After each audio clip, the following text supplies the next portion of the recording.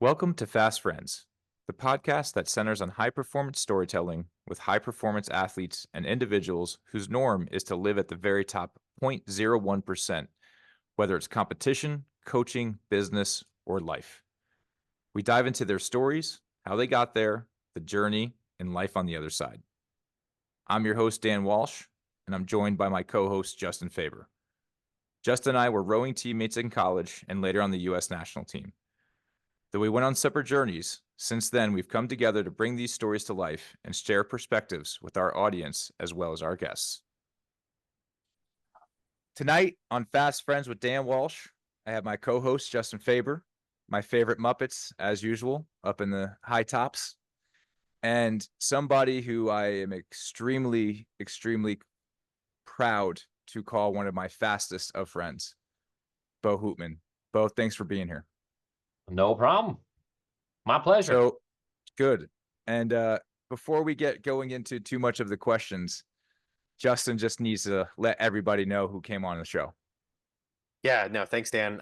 Super stoked, Beau. It's been a minute since you and I have seen each other, but happy to reconnect in this format, obviously. Yeah, what we like to just set the stage for the audience so they know who Beau is, a little bit about your background, and then we can kind of go through that and sift around in there, and kind of tell that story from your point of view once we get into it.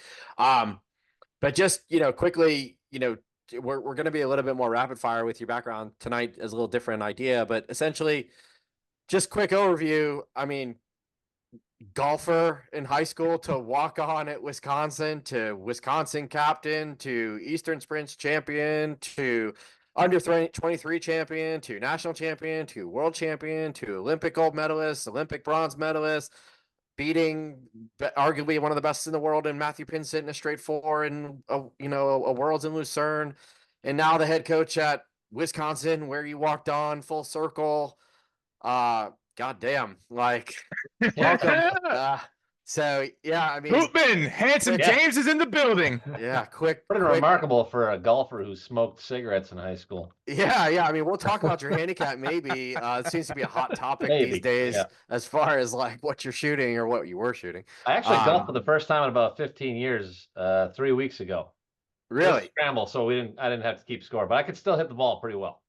So, I mean, that's a really interesting, quick first question. Like, did you just give up golf when you started rowing? Like 15 years is a long time to not play golf. Like, I mean, yeah, I basically did. Okay. I bought a new set of clubs, I think, in 2008. And then I hadn't played since. Basically. Amazing. Probably the same with that trek bike you bought with the golf clubs with that. I sold that and got a commuter. Next step is to get one of them electric bikes so I don't have to pedal it all. Sick of getting passed by old women on the bike path. Oh, nice. Dude, Justin, that's awesome. Yeah. Dude, I love it when you hype us up, man. To me, it's just still so important for the audience to know just that aren't rowers. Like your voice, like when you talk somebody up is just the best, man. It really is. It's your strength as a coxswain is just amazing. And hearing you announce Beau, for me, for our audience, Beau, I mean, you really are one of my fastest of friends when it comes to the national team, to rowing in general. From your stoicism on and off the water to your unrelenting, just the quality of rowing. Very few people I've ever met have surpassed you in just what high quality, efficient, powerful rowing is. Like, you truly are an expert in knowing what it takes. And we were roommates, man, and through really important time in my life. And I think it's just like all those raids we did in Warcraft really just brought us closer together to be able to have you on this show. I still reference that every time somebody misses practice. I say it's like the tank missing the raid. Then nobody can play. So, Steve, you and I have rowed together. You and Luke, we all came up with Justin through that early national team. And I would love to know from your perspective, especially now that you've been coaching for so long and you're the head coach of your alma mater, Wisconsin, which is a whole nother epic, cool story. We'd like to know why you think you're here with Fast Friends. Why? Why not? Yeah. Okay. That's an interesting story, I think. I mean, it's interesting in the fact that, all the things that Justin said, but, the way I got there was kind of boring. It just took forever, but it all happened. Like you said, it sounds really cool when you list it all off, but, and I went up to Plymouth, I think it was yesterday. I went back to my high school because somebody wanted to interview me for, they always, somebody will reach out from an NBC affiliate, every quadrennial to try to get, the homegrown Olympian to come talk about his or her experience going to the Olympics. And I was chosen by the Milwaukee affiliate to go back to my high school. And I was just reliving it, and it all came down to just like the simplest thing. It was just one interaction with one guy, one time in line at freshman orientation. That was it. That was that simple. It was one decision I made, and it changed everything for me. So it's pretty remarkable, but it's like the simplest of things, just trying something new. Yeah. I'm, hearing you tell that story, especially reliving it, and happy anniversary, by the way, right? 20 years since 04. That's pretty cool. Yeah. That Olympic record still stands. There's so much to start to unpack, especially for that, that chance interaction. Carrie and I just finished watching Dark Matter. So I know Steve and Beau, your sci-fi heads, Luke and Justin, I don't know.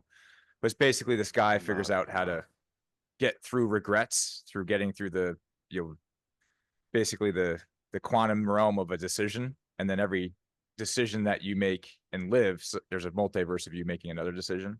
Mm-hmm. What really attracted to you not only to try rowing, because I think that's an important fact for the audience to know, is that 50% of our Olympic medalists are walk-ons in college. So the sport is new to them. Like the four of us on the show we're high school athletes, but you and Beery were walk-ons. And so you talk about it took a long time, but from my perspective, bro, you walked on in 99 and world's best in 04. Yeah. It really didn't take a long time. Yeah. We try. I don't want to get canceled yet, but like, F you, bro. Like, that is a short time. Well, Dan, honestly, if you wouldn't have run in high school, but you found it in college, I'm sure you would have been just as good. Maybe better.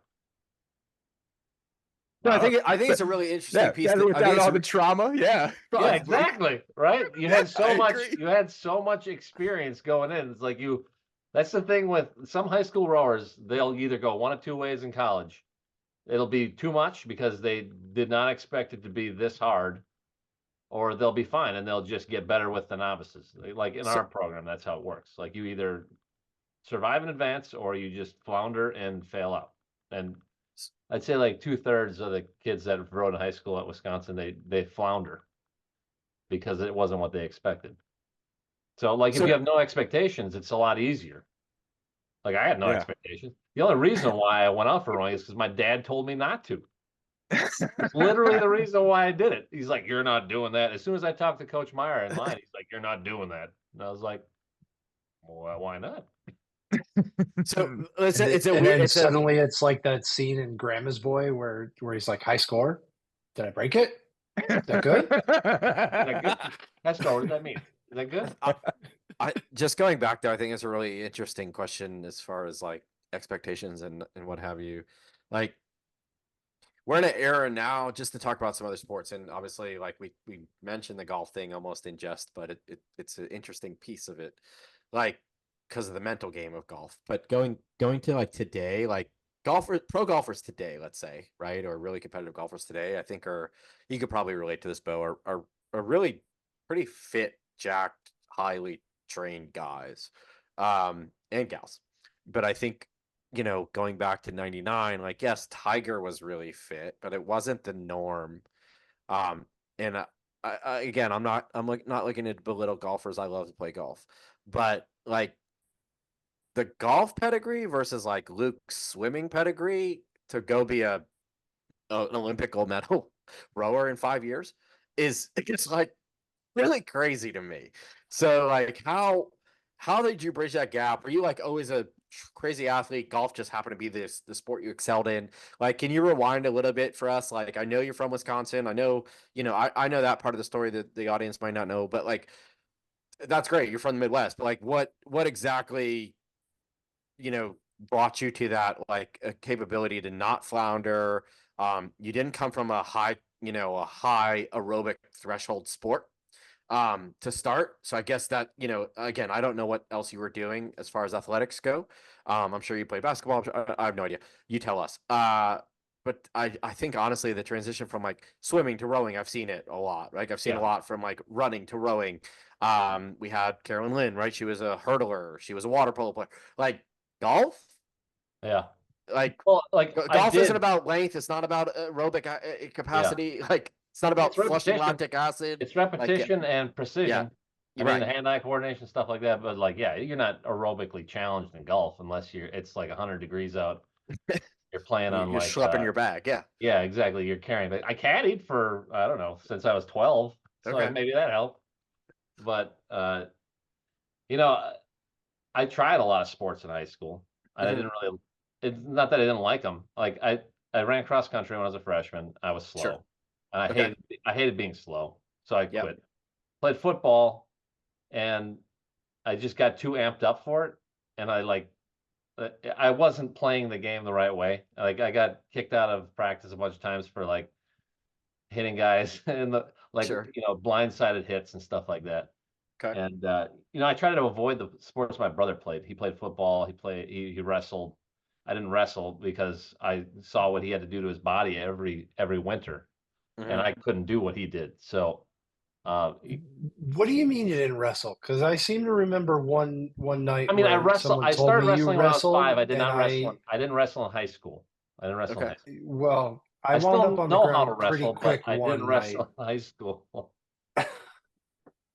No, I think it's a really interesting bridge. I mean, look, I lined up my entire collegiate career against you.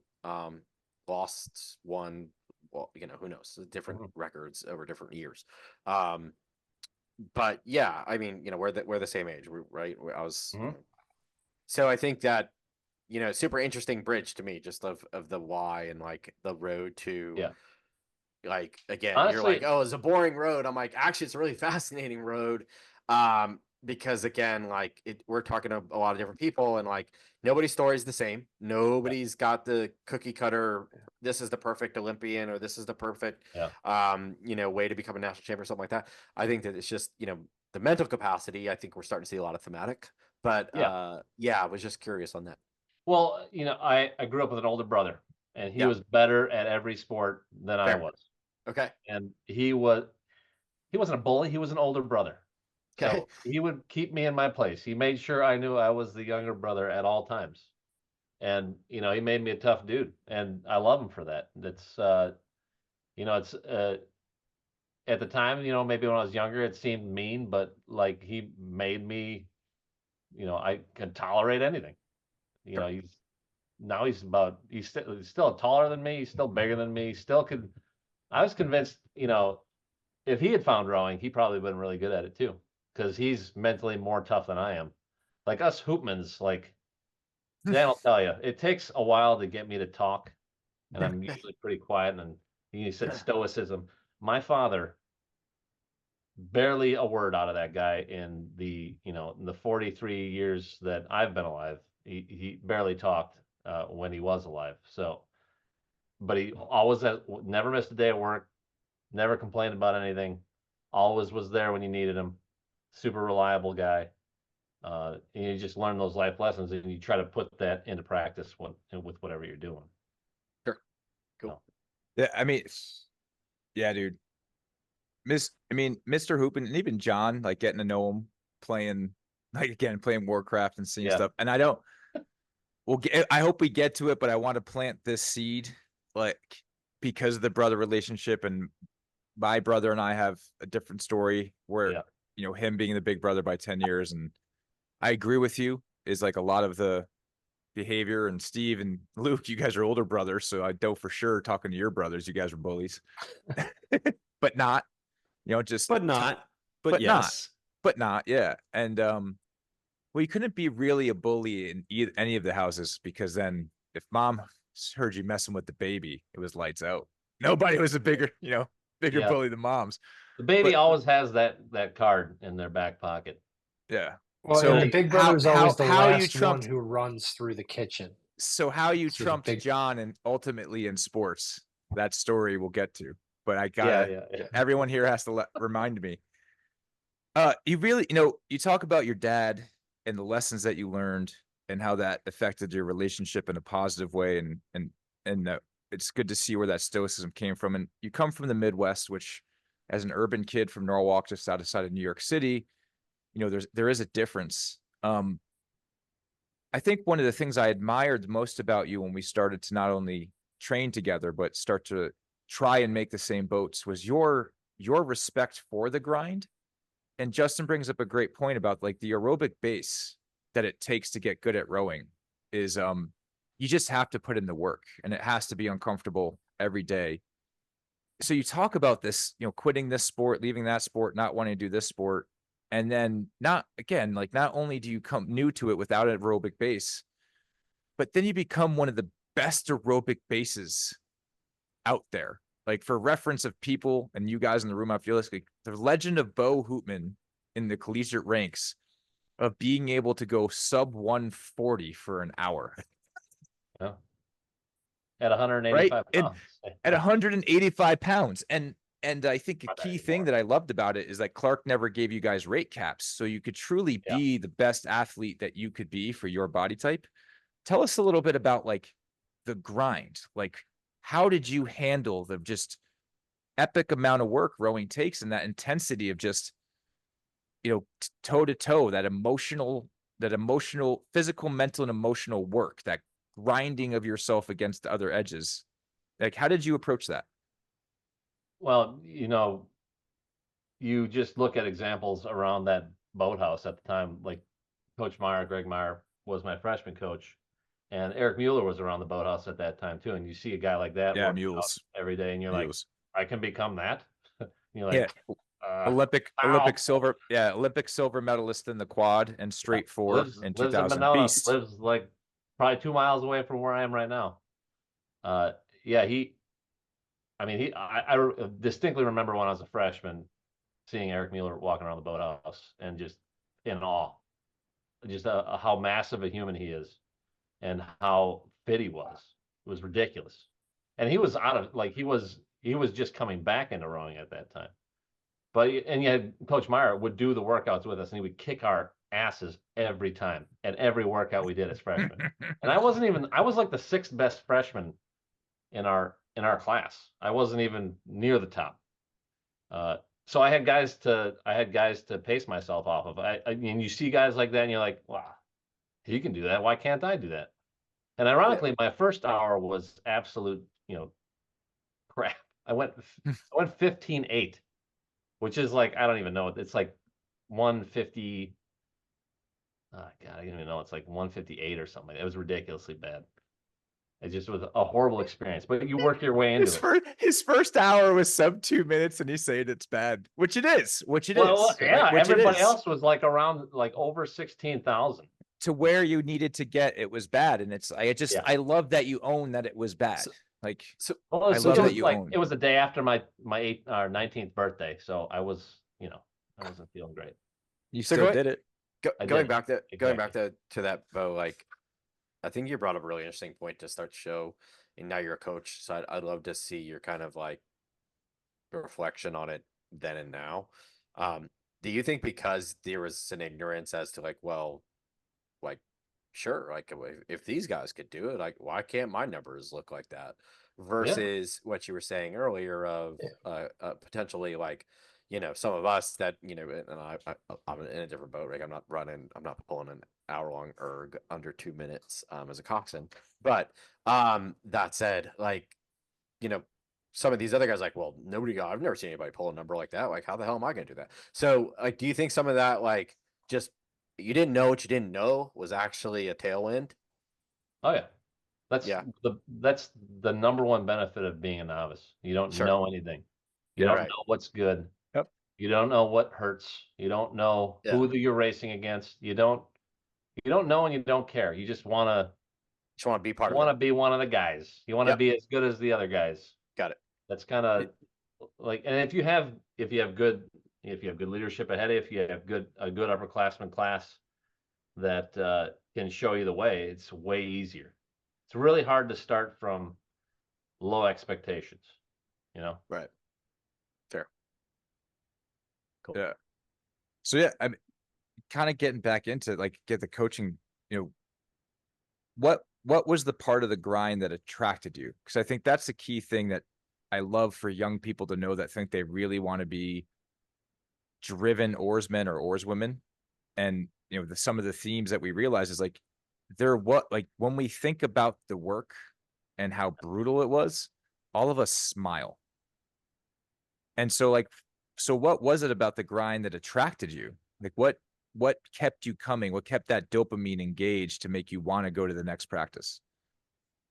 It was either, you know, the guys around you. If anybody PRs, it's a great thing.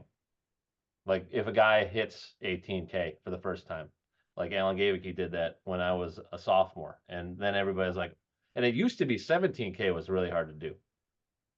And then people started doing that. Now it's like, if you don't break 17K on our team now, you're not going to get voted. Like you're not going to be in the third vote. So like just seeing somebody ahead of you do that and being excited for them and understanding that it is possible, it makes it a lot easier. And there is that dopamine rush when you do PR. Like I distinctly remember, and I remember who I was rowing next to, and I remember the circumstances of breaking 18K for the first time. Still do to this day. Rowing next to Ben Caker. We were half in and half out of the boathouse while it was raining. Cakes, baby. Caker. And he saw me doing it, and he was cheering me on the whole time, and he PR'd too. So it was like and you remember those moments, and you remembering those moments and moving on to the next piece and hoping that that moment happens again is what you're looking for, you know, on no matter what erg piece you're doing. Like we got, you know, a dozen different metric tests that we do, you know, and we have so much data that you can project where you're going to be for, you know, compared to an hour, you can project where you're going to be for a 2K, and you just shoot for it. And if you hit it, you hit it and you feel good. If you don't hit it, you try again next time. Dude, that's so cool. I've always respected you guys. Remember when Kale and I came out to visit you? Yeah. Yeah, I just love. You guys went to Mickey's and you're like, this is so cheap. You're coming from Boston. Coming from Boston. Yeah. It was awesome. But your team culture at Wisconsin, it's just you know, I was so naive when I was getting recruited. I had no idea Wisconsin had rowing or any of the West Coast schools. Like the reason why I picked North. Yeah. I mean, the reason why I picked Northeastern only was because it was they won sprints, you know, during the recruiting cycle, and I had no idea that that season got taken away, and that's a whole another thing to unpack. But that's a whole I always episode. admired I always admired your culture, the team you had, and you talk about Alan and Dylan. You know, it's sad to think those guys are, you know, gone, but even Geezy and Daniels, you know, Daniels is a world champion, and you talk about breaking there's a lot of guys from my era that didn't even try out for the national team that would have been awesome.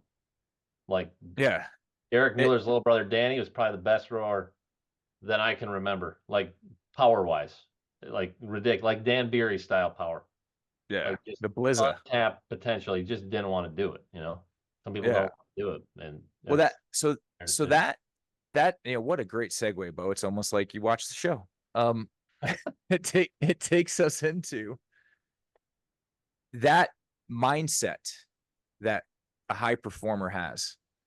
You know, someone that's driving the process where they choose to do it versus even if they're talented or they have these skills or these accolades or the support just are like pushing a rope. When did you know you were good? Like when did you when did you know you had the high performance mindset that was different than those around you? Like can you remember the moment or the time or the race where you were like, yeah, I'm better than other people? You know, I never really thought that way though. Like I didn't think I was better than people. I just thought I could make people better. You know, nobody ever wanted to row with Danny in a pair. because they thought they would flip. But I always did because I knew he had power and I could set it up for him. I could make him faster and we would crush everybody. Like I always wanted the best people around me because I knew I could make them better. It's like, and I had capacity to be good, just off of, erg scores and whatnot. But like, you're only as good as the guys around you in an 8, especially in a 4, in a pair, you know, if you're a sweep rower, you're only as good as the guys that you're rowing with. So if you can make them better, like the boat's going to be better, the boat's going to go faster. It's the same mentality for erging. If you can drag somebody along with you, if you just bring them down to the boathouse, do extra workouts with them, or you sit next to them during an erg piece, I mean, you don't need to cheer them on, but like just push them, make them better. The team's going to be better. It's kind of the mentality I had. And a lot of it, like that mentality for just wanting to be on the national team, is a lot of it is stubbornness. You know that. Like you don't want somebody to tell you can't do it. Like So take us through that. Well, you have so many people, like you see me compared to a lot of people that, row, like you'll be like, who the hell, like there's nothing spectacular, but what are you doing here? And like you start to think that maybe you don't belong, but like you want to be just like, whatever, I don't care. I'll just be stubborn. I'll show up every day. I'll do my job. I'll try to make other people better. I'll try to make myself better. And then if that works, maybe it'll make the boat faster. But I don't need people telling me I can't do it. Like my dad did. You can't do that. You can't row and go to college. You'll fail out. I think that was his fear. So, but that's how you get into the sport sometimes. So do you think that might have been it when he told you no, and then this new part of you kind of woke up and said, "I'll show you, old man"? I didn't say I'll show you, old man, but like him saying no is like, why can't I? Like I've done sports my entire life. It's not like I did any poorer in high school because I, played basketball after school or I swam after school or I played golf relentlessly when there wasn't snow on the ground. Didn't make me a worse student. I was a bored student. That was my problem in high school. So having an outlet outside of school helped. Like I don't know what I would have done in college if I didn't have rowing. Yeah. Who knows? Then I don't want to know, really, honestly. I don't want to know what would happen if I never talked to Coach Meyer. I don't want to know what would happen if I didn't show up on the first day of the open house. Like I don't want to know like what would happen. What point did you know, like, at what point was it running downhill? Like, at what point were you like kind of over the summit and it was fair winds and following seed? 05. Yeah. 05 for sure. Like you 05. Just in your face. Just in your face. Oh, the reason I'm for the audience. Yeah. And again, let's go back to the chronological order. You're saying, yeah, it's downhill. I've already won a gold medal, but now I guess I can. Funny story. Give us the story. Yeah. So I get back to UW campus in September of 04, and I'm at the boathouse, and everybody's shaking hands and high fives and stuff like that. And Coach Clark comes up to me, puts his hand on my shoulder. He goes, you're 23, you're an Olympic gold medalist. It's all downhill from here. He still says that all the time to me. It's all downhill from here. 43, head coach, all downhill from here. Yeah. And 23, the average age of an Olympic medalist in rowing is 27. So like you were a prodigy. Yeah, but just going back though. I mean, like, and again, it's your words. I mean, it's your story, not ours. But like leading into 04, I mean, we just had Dan Beery on a previous episode. He talked about kind of the fabric of that boat, which seemed very interesting. Seemed like there was a lot of miles. There was a lot of near attrition that could have happened to get to that starting line. Can you just take us through that a little bit, right? I think that that's interesting for the audience to understand too. Of, again, you don't know what you don't know. Your first, obviously, Olympics. You you had some seat time, but you didn't have the same seat time as some of the other guys in the boat. When you think about how long they had been rowing, and you didn't know what you didn't know. But I think going back, like, when you get selected to go to the Olympics, like, you're still not feeling like, okay, like, I think I got the hang of this, or is it like that's where I'm just more than the shock and awe. I remember Yeah. I took Because one Luke told us loss. his I story, took- same Olympic quadrennial. He told us his story. Like, he had to drive back and forth across the country and like Yeah. go this roundabout way yeah. through 5 circles, jump through 8 hoops, and then got there, right? Like, and he did Yeah. it, but different story, Yeah, he different had a time. little roundabout way to get there. Yeah, mine was Right. pretty straightforward as far Yeah. as like sophomore year, it just got thrown into the pipeline. I don't know. I mean, a lot of Wisco guys did. Like a lot of Wisco guys went to that camp at Yeah, I Travis. remember. Yeah, I remember. A lot of I those, remember a that. lot of guys there were 2 camps. There was one in Madison, and we went out to Independence Day, and just a massive race happened there, and everything was tossed up in the air. But I guess just the attrition of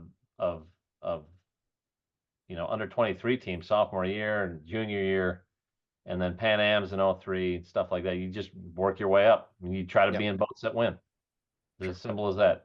They were just looking for people that could win, and you show up in fast boats and they'll give you a chance. That was the good thing about 04 is like it was open, like everybody had a fair shot.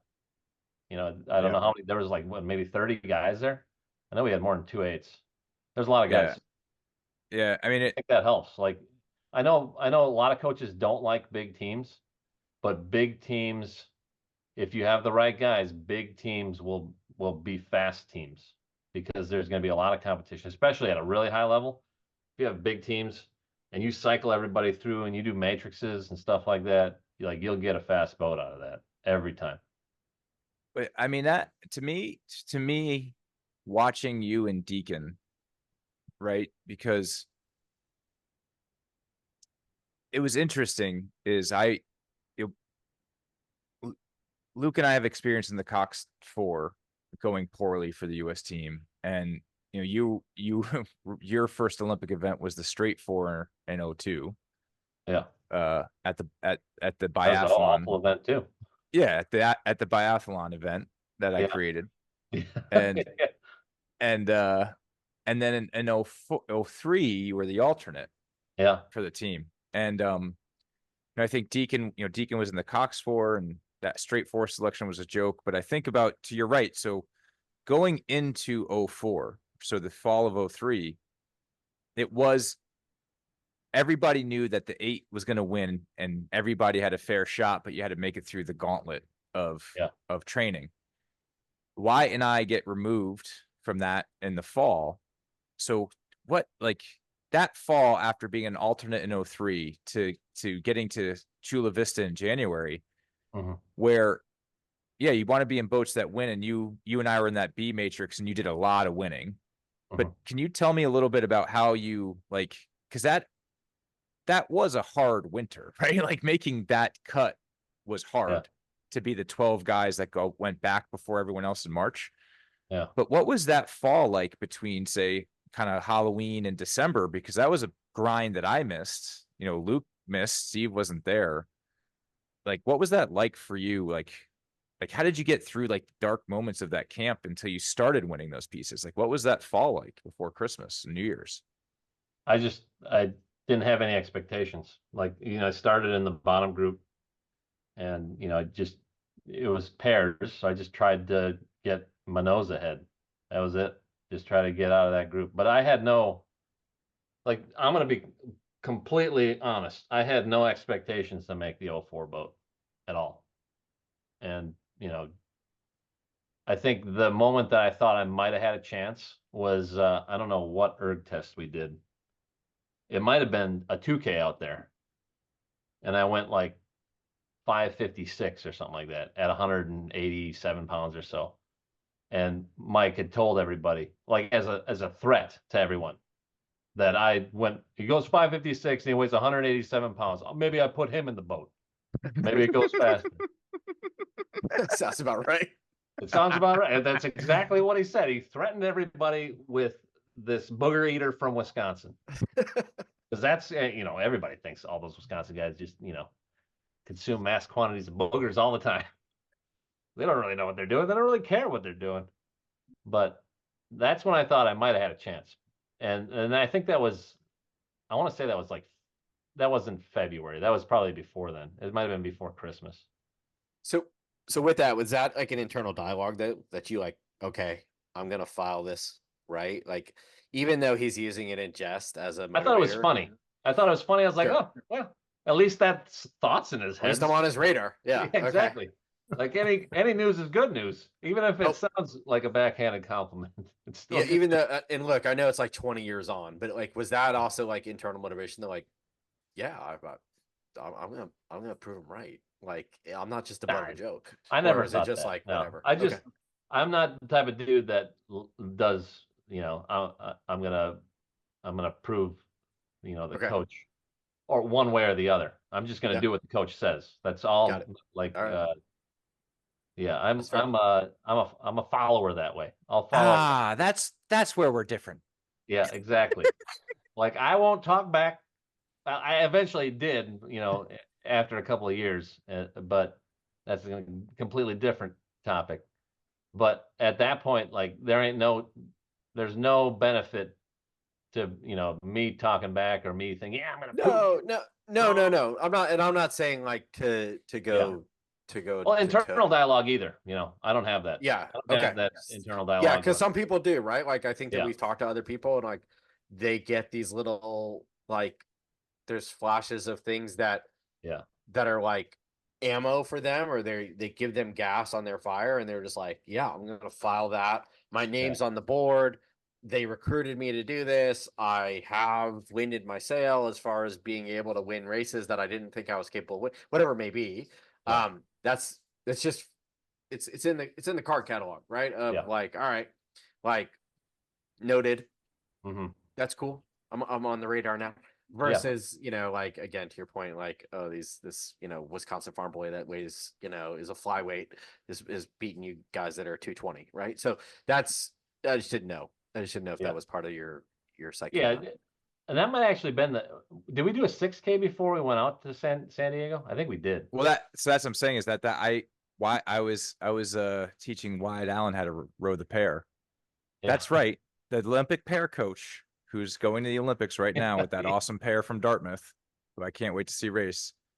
I taught him how to race the pair, and I got witnesses to corroborate me that I taught Wyatt I had to go to Wyatt training Wyatt out how to sweep row camp. Yeah. And I wish I was around everybody else on ERG test, because I had Wyatt just dumping sub 550s and like just having the fastest ERG in the country at the time, and being like, he beat me again. At least I can row the pair. So I think, but no, I think that's what's really kind of cool to see it from the outside, especially as a coach. And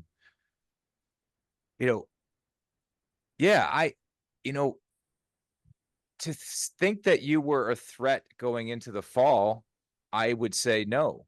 I think a lot of it too, especially, is I felt that 8 in 03 was such a close silver medal to that, with like Kopacki and Worley, and I think Mueller was in still at the time, and you had all these like badass dudes and legends that I really hope want to talk to us about their era. Coming back for that revenge from 2000, right? There was a lot of revenge energy from those guys from missing winning, and it felt like half the boat was going to be selected. Yeah. So like they were just trying to fill the 4 seats, or and especially with Aaron's coming back, and he was in shape, and he still was good, and he was only getting better. So, like, for me, I remember that camp was really brutal, but I did feel like that the meritocracy of the stopwatch was allowing me to get into the mix. Yeah. And you and I, in some ways, were in direct competition for that. Yeah. And what I loved about it, though, is, you really taught me how to compete with somebody in that era. Like, I was so full of anger and vitriol at that time in my life. And there's this, as you know, Mike and I didn't get along. Yeah. And, some people would say it was, I got it more extreme from Mike, but I also, I can see why as a coach, because I did talk back and I was difficult. Yeah. So, you really taught me to like mellow out, and the lessons that I've learned from you as a teammate, still resonate. Like you do make other oarsmen better, like your presence. And, but what I really wanted to think from you is like that camp was so tough, and we've been through other camps and we'll get there, but how did you pick yourself up? And like, and maybe you didn't have this, and that's what I think is unique, but I just remember like there were times where I like almost wanted to quit. Yeah. But you knew you were so close that you didn't, and I have that internal battle, and it's fun to see that not everyone did. But did you have that at any moment in that camp where it was like, not in that I'm camp, done? no. Okay, that's cool. I was so like I just went in with no expectations, just like a novice would, showing up at the boathouse for the first time. Like I was a young dude. I wasn't like super tight friends with everybody. That works itself out over time, but like, and I don't call myself an outsider, but I was not like I wasn't in the A group. There was an A group, there was a B group, there was a C group, and I might have been in the D group when we first got there. Sure. Yeah. But it was just about working your way out of it. And I didn't really care how or how long. It was a long camp. A lot of pairs, a lot of eights pieces dressed up like a Canadian or a British person or whatever, and playing their national anthems, which was, yeah, I guess that didn't stick. That didn't stick around that long. No, it didn't. Yeah, the morale meter. The morale meter did. Those voices in the boathouse that were like, "This is probably not a great idea," and it would be taken to heart by the coaching staff. I love that. I love that you went in it with this wide-eyedness, which is, I think, to your point earlier, the pressure that I put in myself as a young person to do it was a hindrance, right? It was one more step to overcome. And Mike and the system didn't help with that, but we still did it, right? You and I worked our way into that A group by the end of the winter, and we got to be in that training camp. But there was 12 of us going into the spring. And I remember thinking like, okay, now I have a real chance. Yeah. Now this is kind of real to make this Olympic team. I'm going to be completely honest with you, Dan. Yeah. I had no clue what was going on at the time. God, that's so awesome. 100 with you, as the kids say. No 100. No idea what was going on. I just literally went where I was told. You go over here. Can you roll a single? No? Okay, take a single. I would do that. Just whatever they told me to do, I was going to do it. In my opinion, in my mind, that was the only way I was going to move up or move into a boat. Just do whatever they said, go wherever you got to go. If you're moving up, you're moving up. If you're moving down, you're moving down. God, I hate how simple and precise you are. I really do. But Dan, that one guy, that one old football coach, I don't know when he said it, that KISS, keep it simple, stupid. It really works. Yeah. No, being stupid and keeping it simple really works. All right. Well, then I'm going to keep telling you. If we want to bring it back to rowing, right? The Corzoism, don't make PhD out of rowing. Yeah, exactly. Yeah. Polish lightweight 4 does this best, but they will get last in the B final. Yeah. So again, like Corzo's a paradox, tells you to keep it simple, and he complicates the whole thing. Yeah, but when he does keep it simple, it goes really well, right? Yeah. Yeah. So the hard thing about rowing though is you got so much time with all these athletes is like wanting to make them better. Maybe you don't keep it so simple. So it's interesting you say that, right? And I think that I agree with Dan. I think that your simplicity approach and honestly the lack of pressure you put on yourself, like after spending so much time trying to get to where you wanted to go, is incredibly actually insightful to the way you process the approach. But I think the question I had though is like, Look, you and I only rode together for one summer, but I obviously raced against you for about 4 years. Like, you're a super competitive guy, right? So I think the other piece of it is like, how did that juxtaposition work for you as far as like, I'm just gonna do what they tell me. I'm a great soldier. They want me to do XYZ. They want me to row a single. They want me to row a pair. They want me to row the 8. They want me to row the 4. You got it. Great. All right. Beau's like, Figure it out. yeah, he's like rainbows and kittens. Amazing. Yeah. But you have literally, I mean, Dan and Luke are in the mix. They're on the screen here. Steve's coming up behind you, obviously, for the next Olympic Games, and obviously seats in that boat, after, he gets finished at Princeton. Like, how did you balance like I'm just gonna do what they tell me versus the like, I want to beat these guys. I want to be faster than these guys. I know you want to make everybody better. I know that, you're a great, reliable kind of oarsman, boat setter, make boats faster by being in them. But like, how did you also approach that idea from like a lessons or kind of the way that you materialized it? And this may be part of the way you coach your team, right? Of, hey, like, you're still fighting for a seat with the guy next to you. You might be sleeping in, the same apartment, but it's your seat or his seat. So like, how did you balance that too? With a simplified approach that you have. Yeah, it's a simple approach. Yeah. It's just get your bow ahead. Go faster. Yep. Yeah. Okay, that's simple. Like, you have to hate being down. That is the one thing. Fair enough. Yeah, at Wisconsin, we were taught to fear being down at all times. Like, that's like, you can't be behind. And if you are behind, you have to claw your way back. And you have that mentality across, the entire team, and you'll go fast. So I didn't like being down. It annoyed me. Because if you think you're good, if you think you're good enough, then prove it. Shouldn't be behind. Yeah. Prove it and don't be behind. And if you prove it, then you'll be where you want to be, which is ahead. You're being way too nice. You are so competitive. You are so competitive. Yeah. And it is simple, right? But you're like, you gotta understand something though, Dan. Like, you're a rower. You're rowing a boat. You have no control over how fast the other boat goes. Like, you can't do anything. You can't do fuck all to make them slower. You can't give them the death stare. You hollering at them is probably gonna enrage them even more. So what good does that do? All you can do is try to break your handle. And maybe the boat will go faster. And if the pair of you or the 4 of you try to do that, like, I've been in boats that didn't mesh necessarily, and I felt like I was putting way more effort than I was getting out of the boat. I've been in boats like that. I've been in boats that immediately a switch went off, like that 4 in Lucerne.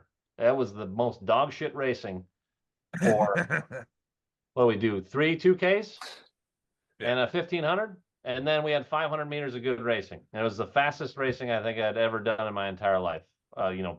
Man for man.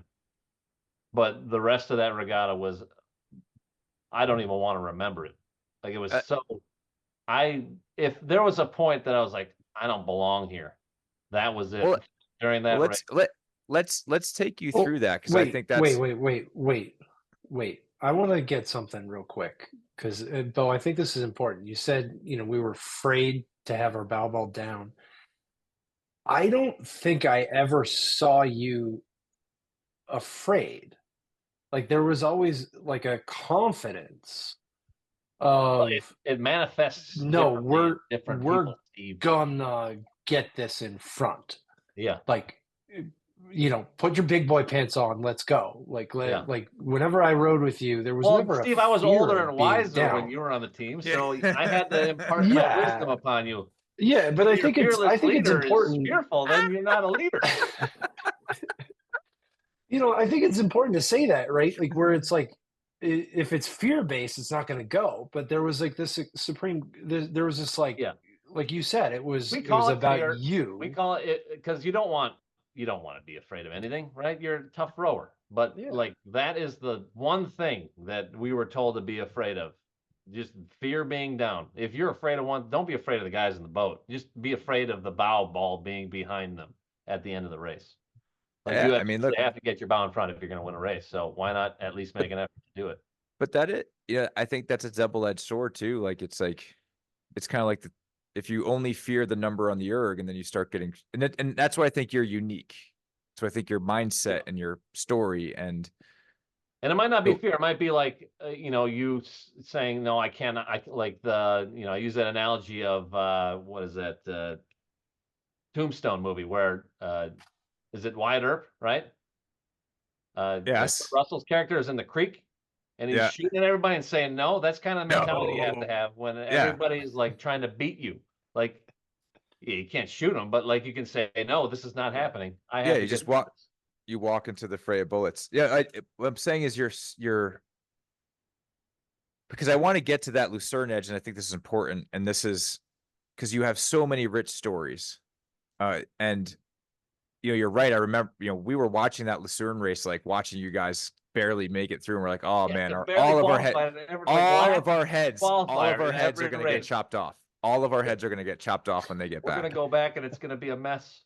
Yeah. And so it was really awesome to watch that. And I think, this will lead into this question, but I want you to answer this question about this race. And the question is, what do you think was your edge amongst all of us? That the thing that you did better amongst all of us? Like, Steve had his, Luke had his, like, I have mine. Like, I know there's things I was like, and Volp jokes around all the time about, like, your edge was Halo. You could beat everybody at Halo, but it's not true, right? It wasn't not true. Not right? true. Like, yeah, I'm better than you at Halo. Like, the edge to know that you're better than somebody at something, to give you that lack of a better word, edge. You guys are the last people to beat Matthew Pinsent, 4-time Olympic Sir Matthew Pinsent from the UK, and along with Sir Stephen Redgrave. That, Jimmy Tompkins, who coached us, beat him in the pair in 2003, and they switched to the 4, and then they're in the 4 at Lucerne, and the Canadians were really fast, and racing those guys. And I just spent time with Jake Wetzel and Henley, and it was crazy to talk about races from his perspective. Yeah. But you guys beat Pinsent and Cracknell in that 4 that went on to win the historic gold for Pinsent. So, like, you gave him an L. You gave one of the greatest to ever do the sport internationally a solid L. Yeah. Like, what was your edge that you guys finally got to do that amazing 500 to beat him?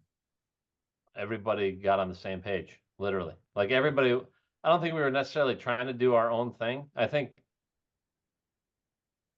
there are some guys in that boat that wanted to just get through. God bless them. And we did.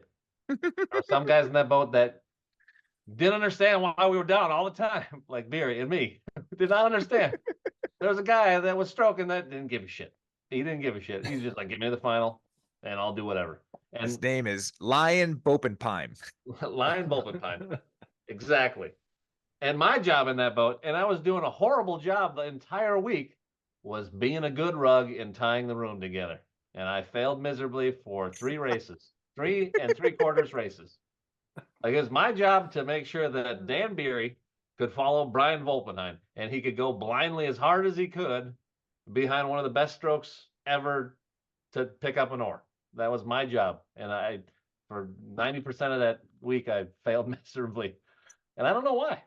And, that probably, it wasn't doubt, but I was like, God, why am I here?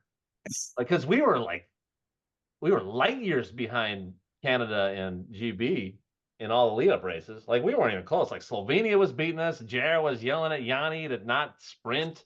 It was a mess. I was like, what are we doing? We're going to go home and then we're going to have to start selection again. That's, so, but it all worked out. And I'm happy that it worked out, because if it didn't, I don't want to know. It was, God, it's such a good race. We'll try and find this race. I think it's on the World Rowing channel of this this World Cup, but it's an amazing race. We'll put it in a link.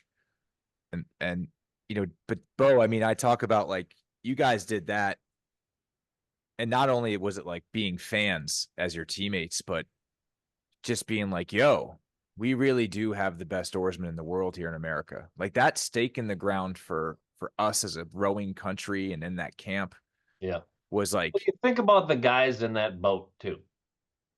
Like just think about how they got there. Like you got a green-haired kid from Ohio State stroking a boat. You got a basketball player in two seat, and you got a guy that I think Jared was a coxswain when he first started, wasn't he? At the Coxswain, Huntsville? and then lightweight, and then Yeah. And a cigarette smoking golfer from middle of nowhere, Wisconsin. yeah, Like ridiculous. And you took down a knight. Yeah, exactly. On our horse, I don't remember the name of the boat. Was it the Ted Yeah. Match? I think it was. Might have been. No, Yeah. that was 08. But you guys took down a knight, and you came home, and this energy that rippled through the camp was amazing. And you guys did it. And everyone knew the seats were yours now. That seat made you guys Olympians in that moment from the outside. I'd love to know when you knew you were going to be an Olympian. I think when I was in Bulgaria. Like they can't send me home now, right? I have no idea. Luke, honestly, unmute. Luke, unmute. You're still muted. You're still on mute, Luke. Technical director. Luke, you're on mute, man. You gotta. Isn't I'm that like still- a joke where like There you go. Now you only you're know you back. made the IRA when you're actually in the seat at the final? Yeah. I think there's a saying like that. You only know you're in the first varsity 8 in the IRA final when you're actually at the start line. That was one of the first things Barry taught me. He was like, if the door to the plane closes, you can send your parents a text and say you're going overseas. Yeah, exactly. yeah, You can't yeah. really say anything else. I mean, Mike not only did Mike threaten to say, I'll take you out before the starting line, he used to make himself the spare. Remember? He used to make himself the spare. So you're like, I'll Pete take Rose. your seat. Charlie Hustle of rowing. Hey, dude, good for It him. might go faster. What? It probably One of the would go things, faster. there's so much we could go into Mike, and I do love him. And I do love and appreciate that he always had that belief in himself, though, whether it was substantiated or true, but he had, Mike had confidence in being an Olympian and how special that is. And, we do owe it all to him. He does think it's special, it's where he still works for it. But you're right. Like you were in that boat. I was the alternate. I still was like, hey, any of these guys can go down at any moment. And I, even in your boat, Luke, too. So, but yeah, that Bulgaria trip. So we're doing our training trip in Bulgaria. You guys get selected to that 8. I remember you telling me after the fact that it was when you broke 4 minutes. Mike knew. Yeah. On that it was a random 1500 and selection was still quote unquote open. And then you guys broke 4 minutes and it got real quiet real fast. Yeah. Yeah. Yeah. That I don't even know when we did that.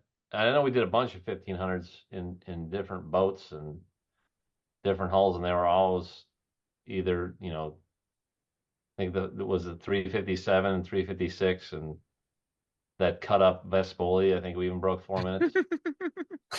Yeah. So we knew we were fast, but you never know. Like it could have gotten faster. Who knows? I took an air stroke during one start piece, and you shuffled the boat around, and luckily for me, it went slower. Oh, maybe this is the magic combination. Putting back the 7th seat. But it all worked out. Yeah, Bulgaria was probably when I realized that I'm probably not going to be sent back home because that would probably cost too much money for them. So we get through Bulgaria, which was a pretty epic training trip. And now we're at the regatta. And tell us a little bit about what it was like leading up to that obviously historic heat. Well, I just remember it being like Club Med. where we were staying. That place was awesome. Me and Joey Yeah. were roommates, and we had AC in our room. Like we had the AC unit in our room and the water tank, so it was cold up there. It was awesome. We slept well. I don't know about you peasants down in the basement, how it was down there, but up in the loft, it was real cool. Uh, but yeah, there was I don't know why it was like no nerves, calmness all the time. I don't know if it was just the team chemistry or like the personalities of the guys. Like nobody was super high strung. Nobody had any worries. Beer was always like everything's coming together all the time, every day, probably every morning for breakfast. Yeah, everything's coming together. Oh, favorite song's on. This is great. So like the vibe was good there, you know. You're like on the Aegean Sea eating really good, delicious Greek food, not like them trying to make American style pizza or spaghetti with ketchup. It was like really good food and a pool and a pond, but we got kicked out of the pond because I think it was me. Was it me that stepped on the sea urchins? Yes. Oh, a bunch of us did. That I Joe got had in to I got in trouble for that. We all did. We No, were all but getting yeah, stuff pulled out of our feet. yeah, but Mike yelled at me as Oh, the because alternate. you were the ringleader, right? Right. Yeah, I was always the troublemaker. Yeah, right. Hey guys, let's go smoke some funny cigarettes in the GMC and step on sea urchins. Uh, so do you remember that you bring up a really awesome point, because it's one of the things too that I wanted to add to the show is these ebbs and flows. Is, I mean, it was beautiful when you say it was Club Med, like where we stayed in Athens. Like one of the things that I forget sometimes is to be really gracious of like these experiences we had, not only just going so fast and doing the Olympics and going to being a college athlete, but that setup was picturesque. And, Yeah. you know, even the comicalness of the sea urchin. And I will say, like, Athens is definitely where watching you become the best and feeling just one step removed from it, man, is like really like how you treated me as a friend, as a person, as a teammate through that whole thing. And you just made sure you guys really made sure that I felt part of that, and I didn't feel like you had to. Well, you And were there with us every second of the way. So, and like, yeah, and I think that's important. I think that's really important for people to know. Like, it was not easy to be part of watching the world's greatest eight have this manifest destiny from the outside. But in hindsight, I just realized how important my role was to just be supportive of you guys and make it fun, and, you know, keep you from stepping on sea urchins, and you know, the trust that you guys put in me to do that. And so that training trip, you know, we did not stay on the Olympic Village. And I think for the audience to really understand like the whys behind it is, you know, we're almost a week away from the opening ceremonies in Paris, which is like crazy. yeah. Right. So like, Beau, you're taking us into this visceral moment 20 years ago, a week before the heat, and you're in Club Med, stepping on sea urchins, having fun. It's literally all coming together. And this confidence is radiating throughout this camp, and I think the women's eight was fast too, and it's radiating, and we had this kind of juggernaut feeling of momentum as a team. And man, I remember getting down to the race, and that was that ripping tailwind, and you guys like, and it's like, you're right, dude. I'm very fortunate. I got the best seat in the house. I was right there in every moment except that on the water. And I remember watching you guys launch, dude, and just the smiles on your face. The smiles on your face. I really want young people who might watch this, or coaches that are thinking about how to push their athletes. You guys were having so much fun. The oar with all the tape on it that Ted put the like cracks, and we had the bailer, right? The bailer in the boat that said "Go baby go" in case it started to flood. We had to have, like, Luke, remember the crazy contraptions they were putting on your pair? Oh yeah, it was just like there was a whole backboard behind me to deflect. The Belgian dude had the weird hat. Yep. Oh Yep. So we have these amazing fun experiences that, you're right, that the guys and the team make it happen. You know, from the pair, the alternate boats, the sculling boats, and then you guys hit the water for that heat as kind of, the underdogs to the Canadian 8. And, take us through setting the Olympic record. Well, it was, like you said, it was rip and tail. It was like barely rollable in the last 1,000 meters. It was pretty bad. But it was fast conditions, and that was a heated pool. That's what it felt like. That water was so warm. So I don't know if those conditions are ever going to exist, honestly. So that might stand for a really long time. I'm care less if it gets broken, but the right circumstances happened on that day, and it wasn't like a particularly good start. Wasn't a particularly good base piece. It was just a really good last push. It was just like we wanted to step on the accelerator a little bit to get ahead. Because I think Brian, to be honest, Brian didn't want to do the rep. He's lazy. So he's like, okay, guys, let's go. Because and that's the thing is, you guys were down, right? Like you didn't lead wire down to wire. You came from behind to do. You came from behind to do it. Yeah, we weren't. That's why the final was so weird. We weren't particularly awesome at starts. We were average, I would say. But our base was really good, and our moves really worked, and our finish was awesome. And we always knew we had that in the back pocket, no matter what. And we used it. I don't know if we went 100%, just because if you did in those conditions, who knows what would have happened? Because your blade, half the time, your blade was not buried in the water fully.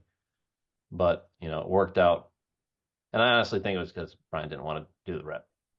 He just said, I don't want to do this rep. I'm going to go as hard as I can. One time in my life, I'm going to go as hard as I can for about 400 meters. Yeah. God. He used it all that day. Yeah. Pretty close. He never got Beery exhausted. Beery every piece, no matter what.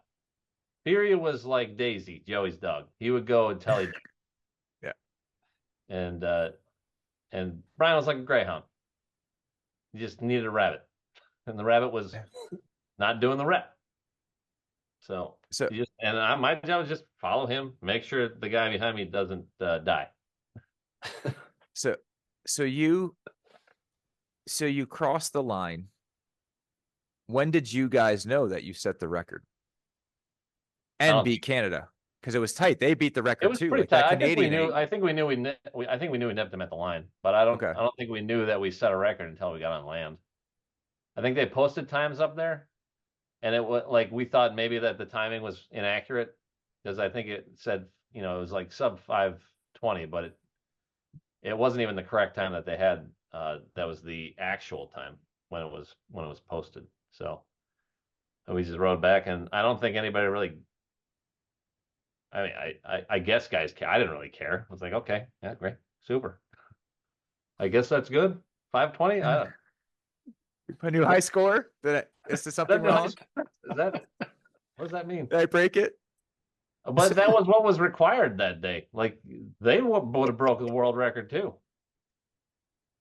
See, this is why I couldn't wait to do this, because it's I think for the audience to understand, it's I lived with Beau Hoopman for years.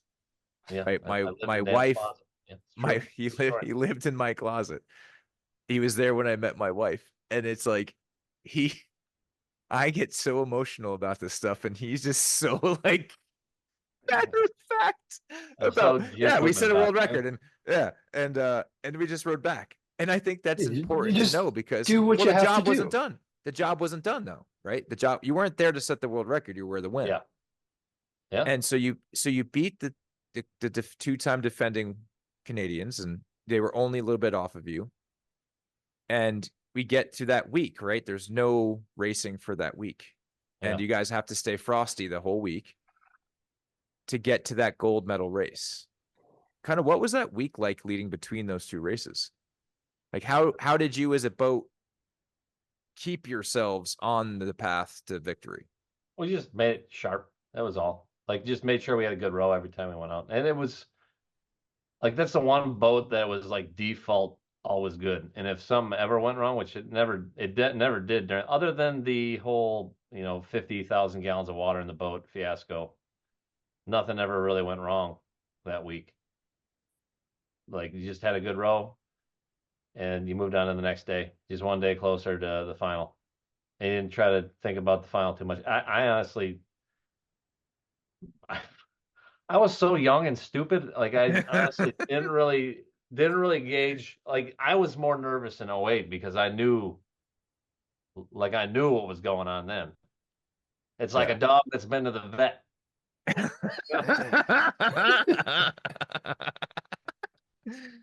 So you never know what to expect, and you just want to have a good row every time. And we had a good row every time, so the spirits were high always. And you had the right personalities and you had the right guys around you. You even had the right coach that took all of the panic, and he just sucked it all in, and he lived with it instead of the boat living with it. So it was low key, and it was some of the easiest rowing ever that I've ever done, to be honest. That's so cool.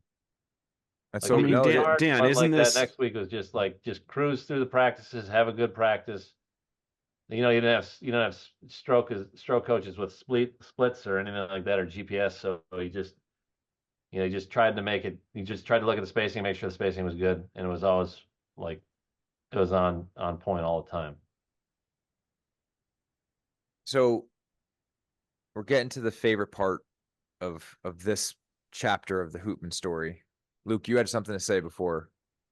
Yeah, just quickly. I mean, Danny, I know you really well. We talk about this stuff all the time when we look back on it, and this is fascinating to me. Like I'm jealous on the verge of envious, in the sense that I'm like, yeah, but like, tell me about the angst. Tell me about the frustration and the anger and the emotions and the ups and the downs. And Beau's like, Bow's ahead, it's good. Bow's behind, it's bad. I'm like, no, but like, let's get into it. And you're like, nope, Bow's ahead, that's good. Keep it simple. Bow's behind, that's bad. And so it's just fascinating to me, like, Beau, like, what do you chalk that up to? Because I guess the question that what hasn't been asked and I've been thinking about is when the bow's behind, and that's the last piece you do that day, or it's the last race you do. Yeah. There's a period of time that you have to sit with your bow being behind before you have the ability to go and right that wrong. Yeah. So is it compartmentalization that you are great at? Is it just like you said, you're like, well, I didn't know what I didn't know, and so I just kept moving? Like, how did you deal with those moments of, the one thing that you were taught to fear is the bow ball behind, and you might be able to, if it's piece 3, you can fix it on piece 4, but what about 12 hours to the next practice, or the next race isn't for another month? How did that work for you? I think that confidence just built over time, like understanding what that boat was capable of, like just the parts of that boat, who was in it, and knowing,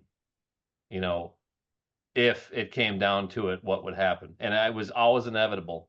Like if it came down to it, like we all had the confidence to know that if our bow was down in that last 500, like it was going into that heat, that we could come out of it on the right side of it. And even after that piece, of guys were like, yeah, that was good. I didn't push it too hard. Like Brian was like, I didn't push it. I was like, maybe that's a little false confidence, but he might not have pushed it that hard. Why'd you just get so blurry? Yeah. I don't know. Let me see.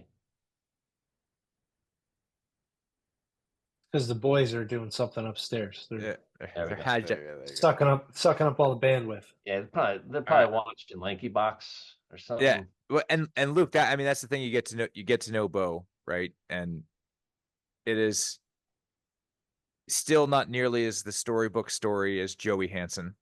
So who flying is in on true a steed, slaying all the enemies, and then riding off into the sunset. Because he was in the 8 the whole time, right? All 4 years. Yeah. And so what I like to, we know you won that gold medal. Like, again, you set a world record. You win a gold medal. It's so casual for you, and I know it was. So tell us a little bit about, because I loved seeing this moment. What was the first thing you did with that medal when you got on shore? We were allowed to see our families after the race. We weren't well. We got like 5 seconds, I think, before. It was after the heat, like during practice sessions. We had like 5 minutes. We saw our family. I said hi to my mom and my brother and his wife Robin were there. But we were like, I hardly saw them at all, and didn't get to see them and talk to them until, after the final. And I went up to him. It's my mom's birthday the next day on the 23rd, and I was like, "Happy birthday, Mom!" And I looked at my brother. I was like, "Beat that!" And I showed him the gold medal. He's like, "Oh." So again, that competitive, right? Like when people really like when Beau seems so casual and just keep your bow behind. With my brother, I'm very competitive. It was always who could knock down the most pine trees in our yard. The most emotion you get from him is him being able to go to Debbie and going, "Beat that." Yeah. Happy birthday, Mom. Beat that. Yeah. He liked that story too. I wouldn't be nearly as tough if I didn't have an older brother, to be honest with you. And I was glad, like I was so happy he was there. But he complained the whole time. Like my family is, besides my mom, my family is just a bunch of curmudgeons. It's like I've been here in Europe for 2.5 weeks, traveled all the way across the expanse of Europe on trains, automobiles, and I come here and I watch you race, and it's like 30 seconds of racing. I came here to watch you race for 30 seconds. At least they have beer. That's what he said. That was his one gripe. Is like it's so not a spectator sport. That's probably the reason why it's not so popular. You got an airplane's literal landing strip for a course, and it's hard to see the whole thing, the whole race. But I was glad that they were there, and I was glad I had that moment with my family where I could just gloat in front of my brother. I wasn't being serious. I was just trying to get him to laugh, because that's the way we make each other laugh, by making fun of each other. So just to tie the ends on though here real quick. So like you've done all that, you win a gold medal in 2004, you said, an Olympic record, or is it world record or Olympic record? Whatever it was fastest boat, still. But you mentioned like 15 minutes ago that like it still wasn't downhill till the following year. So I guess the question for me is like, okay, you've kind of conquered the world. Your bow ball's definitely been ahead now, like at the highest levels. Like, can you also just tell the audience like why keep doing it? Like, so what was kind of your motivation to be like, all right, I'm gonna make another run at this. I'm gonna do this. I'm gonna go through this cycle again. There's two camps here that happen with some of these things, right? You have folks that are like, I just wanted to win a gold. There's all these different stratas, and we've talked about it a little bit on the show of like competitor, Olympian, medalist, gold medalist. Like there's all these kind of strata, and then like you have and then Phelps Sir Stephen Redgrave. You're right, Michael Phelps, Stephen Redgrave, like unbelievably decorated gold medal, whatever it is. But I guess, why did you decide to keep at it? Like, what was there not a plan B? Was it just like, hey, I'm having too much fun? You were still really young. Yeah, I was young. Just curious. It was fun. I was young. I knew I wasn't as good as I could be. Okay. I was still learning. Like I was only 4 years into the sport. Right. Like I tell that to high school kids all the time that have rowed, since they're in 8th grade, and it's pretty sobering for some of them, because like they don't understand. And I didn't really get good until my 5th year. Like I didn't really get like super good until my 5th year of rowing, like where I was super confident every time I went out for practice. Like I remember distinctly the first practice I had in an 8 at camp in Princeton. I was like, I do not belong here. I was sitting in bow seat. I could barely get any pressure on the face of the blade. I was like, oh boy, this is gonna be bad. But like, and I think I was sitting behind Dixon Gillis, and he's like, oh, you're doing great. You're doing so good. I don't know what I'm doing here. Yeah. But, eventually you build that confidence where you know you can get pressure on the face of the blade. You know you can make a boat go faster every time. And I don't think I really felt that until 05. Like 05 training was so awesome, so easy, and it was fast. Like that whole and it was kind of just, the last second Steve was there. It wasn't piecemeal just thrown together, but it kind of felt that way at the end. And we still went 5:20. What was our winning? That was like 5:21, right? In Gifu. It was low 5:20s. It was fast. And that's just, the confidence you build, with experience. And I guess at that point, maybe I was considered a leader of the team, but I didn't feel like it. It's still Brian. I was still following him for the most part. I mean, I stroked that 8, but I was still relying on his skill and expertise. To have that like surefire confidence I knew we were going to win. When in 05 did you know that you shifted to that gear? I think when we were in Chula Vista. I mean, that was a good training camp. Yeah. And it was easy. Like that was probably the best shape I've ever been in my life. Like that year. And we didn't kill it. Like we weren't killing ourselves, the whole winter. It was just relaxed, and it was good training, and it was good people, and it was a lot of fun. And that the quality was that camp was when we were in the weight room or on the water. Yeah, the quality was unrelenting. And it was and you had the right group of guys there too. Yeah, like there weren't any abrasive attitudes. There weren't people that were questioning what we were doing. There was no fighting other than Halo Rocket battles. That was the only time there was any fighting. It's come up again. There was no animosity. It was just like guys trying to get better. That's what it was. The infamous rocket launcher fight. Exactly, the infamous rocket launcher fights. And then they could have ended careers. I could have ended lives. So we have Wyatt. Oh yeah, God! You got to get Wyatt's side of the story. I think an innocent bystander. He made a great passive aggressive comment about the podcast on a text thread, and I was like, oh, now I know he wants to be on. You gotta get, dude. This is Rocket Gate. All right, I mean, Beau, like we're only through 4 years of your. Yeah, and it's all downhill from there. It's all downhill. Oh, thanks, Dick. Let's try not to make this one a 2-parter. Although it's good. Yeah, it is good. And who cares if it's a 2-parter? A lot of people are asking me about Luke Walton Part 2 recently. So, so that again, that 05 race was it was fun and bittersweet for my perspective. I decided to scull. I needed to scull. I needed to be away from Mike. But I knew that the camp was the way to go, right? I had to toughen up for the camp. I did not have that stoicism yet.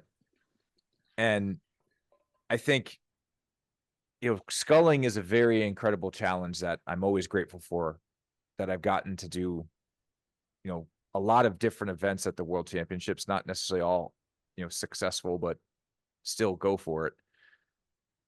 I remember you guys were the ones that kind of like, when I was going to have to go to trials in the double, I decided I didn't want to be in, I just didn't want to go to Worlds to compete. And I didn't feel like the double was going to be fast enough.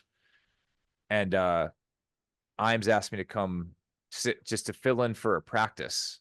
And I remember coming back into that sweep camp in the summer of 06. And Steve and Beau, you guys are leaders. Volpe had decided to take that year off to go to culinary school. And not that there was a power vacuum, but Volpe's presence is obvious, and he was not there. And I remember stepping into that mix, man. And it was also crazy because we were waiting for Juice to get his passport, right? So the lineup, get until the last second.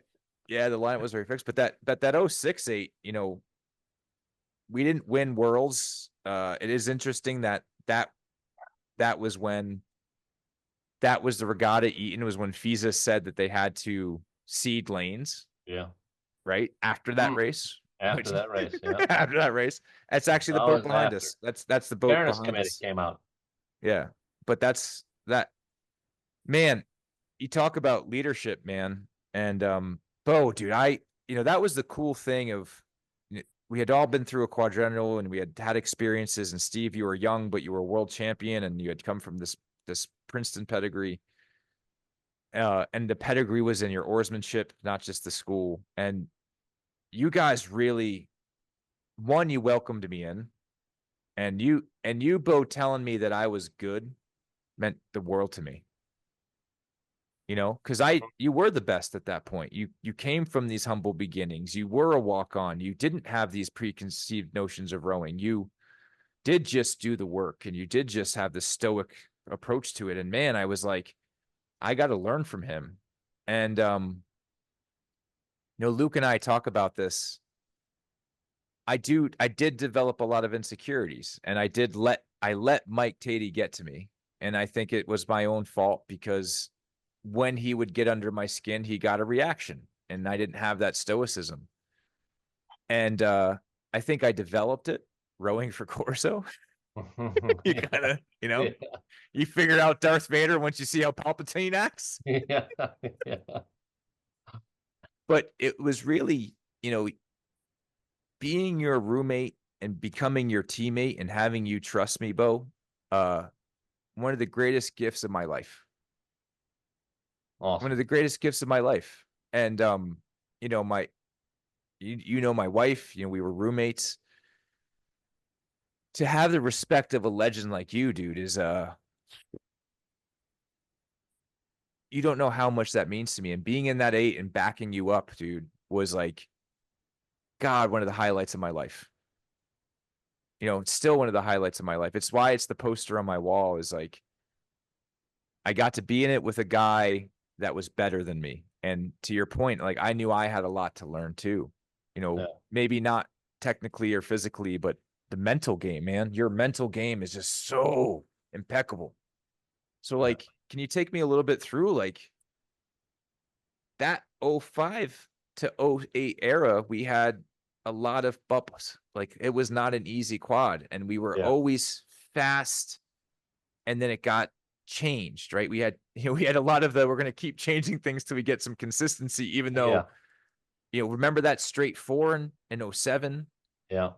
Right. We had a lot of fast lineups. So, we'd like to talk about a lot of the good stuff here on the show, but we also want to talk about these struggles, right? Like, leading to that 08 Mettle was a big struggle. And I would love to know your perspective, being the best in the world, having that record, and having these subpar performances. Like, we're not mincing it. We didn't win. So it definitely could have been better, but we're good enough to win. And I think that's important for young athletes, that if you're good enough to win, you got to know it.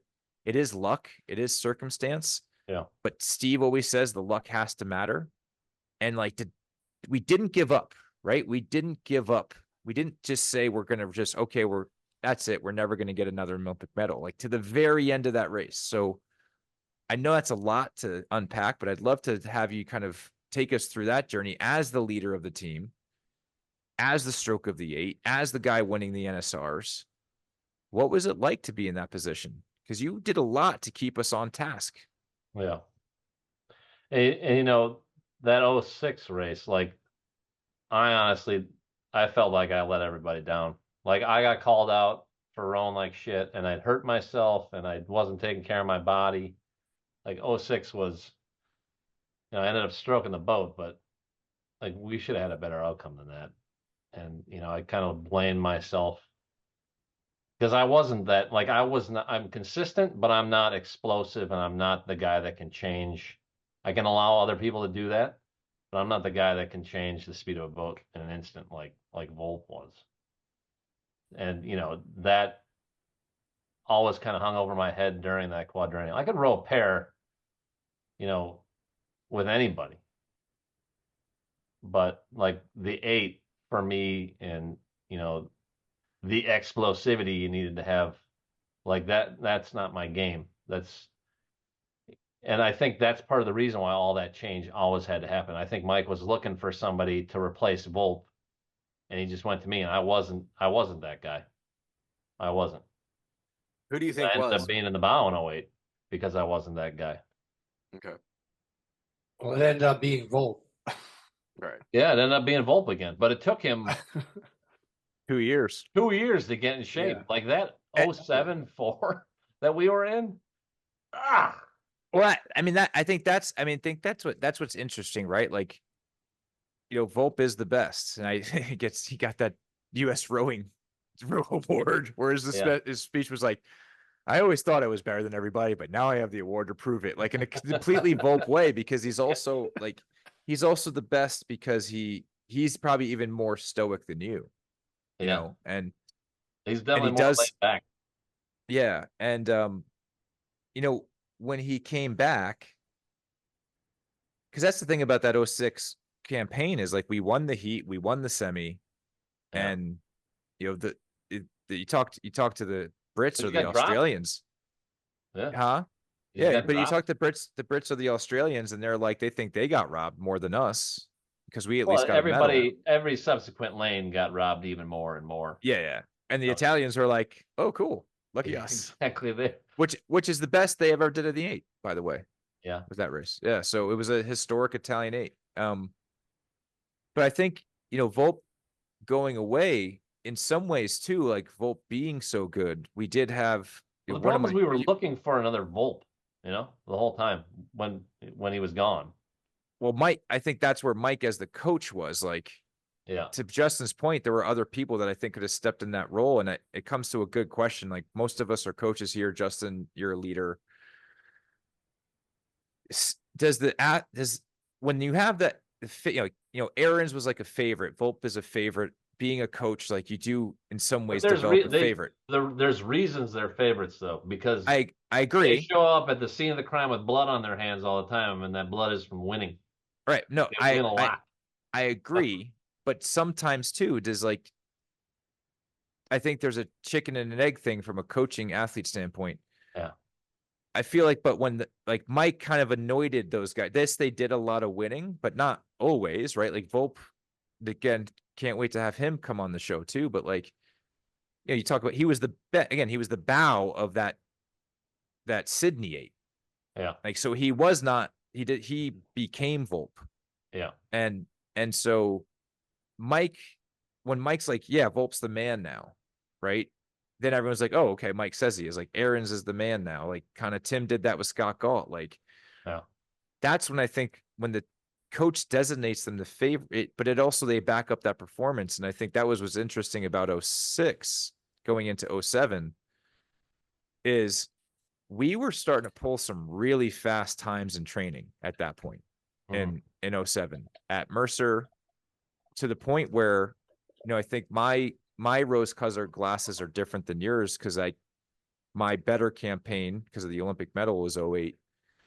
But that national championships we had, Steve, I don't know if you remember, like we broke into straight fours based off the NSR, and those straight fours were like ripping times.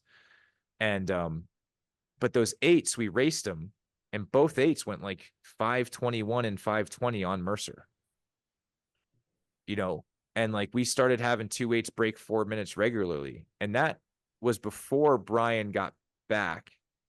And then that summer when he was back, he tried to force Brian into the 4, or Brian wanted to be in the 4. And I think that's what's interesting is we needed to get Brian back in shape, and he wanted to get back in shape, and he was good enough to race. But Justin had a great question. Like, who do you think could have been the best versions of themselves if maybe Mike or us weren't distracted about, like, I just think from a coaching standpoint, what if we put more energy into a new person versus just try and wait for Volpe to get back? Yeah. Like if we tried to do what we did in 04 and just try to find the best guys through matrices or through. I think we were trying to win both events, right? But we obviously didn't have. Well, he was trying to do that, but that's the odd thing about that quad was like he wanted to trust what worked, but he also abandoned what worked. Like he abandoned Deacon He abandoned beer. He abandoned JR. Like, they were thrown aside. Like, it wasn't like they were slow. He just didn't trust them. That was the problem. He trusted Volt. That was the, and you know, trust can get you a long way, but you know, trust and you know, $5 will get you what? It might not get you a gold medal. It'll get you a bronze. That's for sure. Like, the issue I had with 08 was it didn't seem as fair as 04. You know, and there's probably people that think that 04 wasn't fair either. Just from my perspective, you know, it seemed like we had an idea of what the 8 was going to be a while back, you know, before we went to this, you know, to Sacramento to get processed, you know. Yeah. Like there was a hope that it was going to work out, because there was a lot of guys just plugged in there that didn't have to do much to get there, other than, you know, rest on what they had accomplished previously, or, you know, Mike loves new things that come into camp. But we were still fast. Well, Yeah, It so just I'm didn't gonna- have I'm it gonna- didn't have I'm the gonna- same it didn't have the same confidence that 04 boat did, because So- we didn't know what kind of, we weren't consistent. We didn't know what kind of piece we were going to get. So we then don't we're know. gonna- I just want to say, like, you know, it's tough to hear that, you know, being in the boat that didn't do as well. And like, look, we're talking about Olympic freaking medals, so let's not start the pity party, you know, of like, for the audience, like this. But this is why we want to have these conversations, because it does matter, right? It does matter to winning has to matter. And please, like, you know, keep it, stay raw. And I like how you're being also generous and compassionate with it. But yeah, I've always thought, I have ideas of why I think we didn't win. And it's nice to hear, like, from you, you know, the professionalism didn't seem to be as much there through the selection process. We weren't awesome professionals in 04 either. It just didn't gel like the 04 boat did. So I guess, But I'm we gonna were ask separated. Yeah. But let me ask a really provocative question. And the question I guess I have for you, Beau, and I wasn't there, and you know, 3 out of the 5 guys on the screen right now were in that boat. But the provocative question I'm going to ask you is, do you feel, obviously hoping that the 3 of you are still within that 8, do you feel that there was a gold medal combination within the mix of the camp that was not assembled for 08? Yeah. So you feel We've there been was a on gold times that medal were just potential? as fast. Yeah. Yeah. Okay. Just a So matter you of think getting there. it was a professionalism, like, approach to doing the job with the boat, or was it there were guys that probably could have been in there that weren't there because they weren't presumptively already in the boat, because you said already the selection was a little bit different than it may have been in 04? Well, we all knew Brian was going to be in whatever boat he wanted to be in, no matter what. Even if he came back 2 weeks before the Beijing Olympics, he would have been in the boat he wanted to be in. That's okay. And he had that, like, I would trust Brian anyway. Like, even if I felt he was out of shape, and there's no blame. Like, I was in that boat. Yeah, no. Like, Right. the way it was selected, though, was like, the way I got selected into that boat was shitty. Like, it was awful. That was the worst feeling I've ever had in my life. It was a 1250, 2 1250s, and it was a heads-up race between me and Deacon. And Mike said I won, and I don't know if I did. But I know he didn't trust Matt, and maybe he trusted me a little more. We were both injured during that quad. Like, Matt rode with a herniated disc in 05 in 2 events. Like, he put in as much work as anybody else, and he got cut within the last month. On one, it was less than a second, wasn't it? It was around a second, over 1250 for a quad of work. Sure. This is And that's the guy that won an Olympic gold medal. Yeah. There are unproven guys in that boat, and I'm not saying that they didn't deserve to be there, but that confidence comes from Deacon never lost. I don't remember a time Deacon ever lost a race, an important race. I don't remember a time he ever lost a race. It doesn't come to my head. You know, I would have confidence rowing with Matt Deacon. I rode starboard to row with Matt Deacon, and it was one of the best pairs I've ever rowed in. Like I switched sides to row with the guy. But, yeah, no, and I think that's why it was the provocative question, right? I think that's I mean, there were guys there that could have made. Yeah, we could have made 2 fast boats. Dan knows. Yeah, Steve was there. Yeah, I mean, Beau, like that. For the people listening, for the audience that like they want to know what it takes to be an Olympian. And one of the things that I've been saying a lot lately is just to. I love the term, you can't be an expert if you can't explain it in layman's terms. And I remember that day, man. That's actually one of the most powerful days of my rowing career is, I mean, Beau, and I want you to be straight up with the audience. Like, I felt like I earned my seat that time. I felt like I deserved to be in that boat. I didn't. Well, and you were both our freaking brothers, man. And it was like, yeah, I just remember that where it was like, it was is it just my memory? Was it terrible weather that day? Was it raining that day? It just, what's it take to be an Olympian? Are you willing to beat your best friend? Yeah. And we're all best friends. Like, that's the thing. We're all best friends. It's like nobody lived this life. Nobody walked this walk. Nobody's the person in the arena. And the pressure, right? The pressure and the compartmentalization, not just for, you, but like Steve, you say. Yeah. I mean, for me, I was like, I'd never pulled so hard in my life as those 2 pieces. Right. I'd never pulled so hard in my life because I wanted it to be fair for you guys to know. Yeah. Yeah, that's what I was trying to say also, Dan. Like, I think we're both I think everyone else was right there where it's like, like it's not going to come down to me screwing this up. Like, I think everyone else was like, we're going to go as fast as we possibly can and let the chips fall where they are. And it was, I felt a tremendous amount of pressure to make sure that I was on my game for both of you. Yeah. But it's not like I knew you guys were going to all pull. I knew that we were consistent enough that we would get whatever was the real result, but like I don't know what goes on in that launch. No. Right. Nobody ever does. And and I don't want to ever doubt myself or doubt the result of anything. Like if it has to come down to one piece in a quadrennial for 2 guys that came up in the system together, like that's shitty. No one else had to fucking do that. Yeah. Yeah.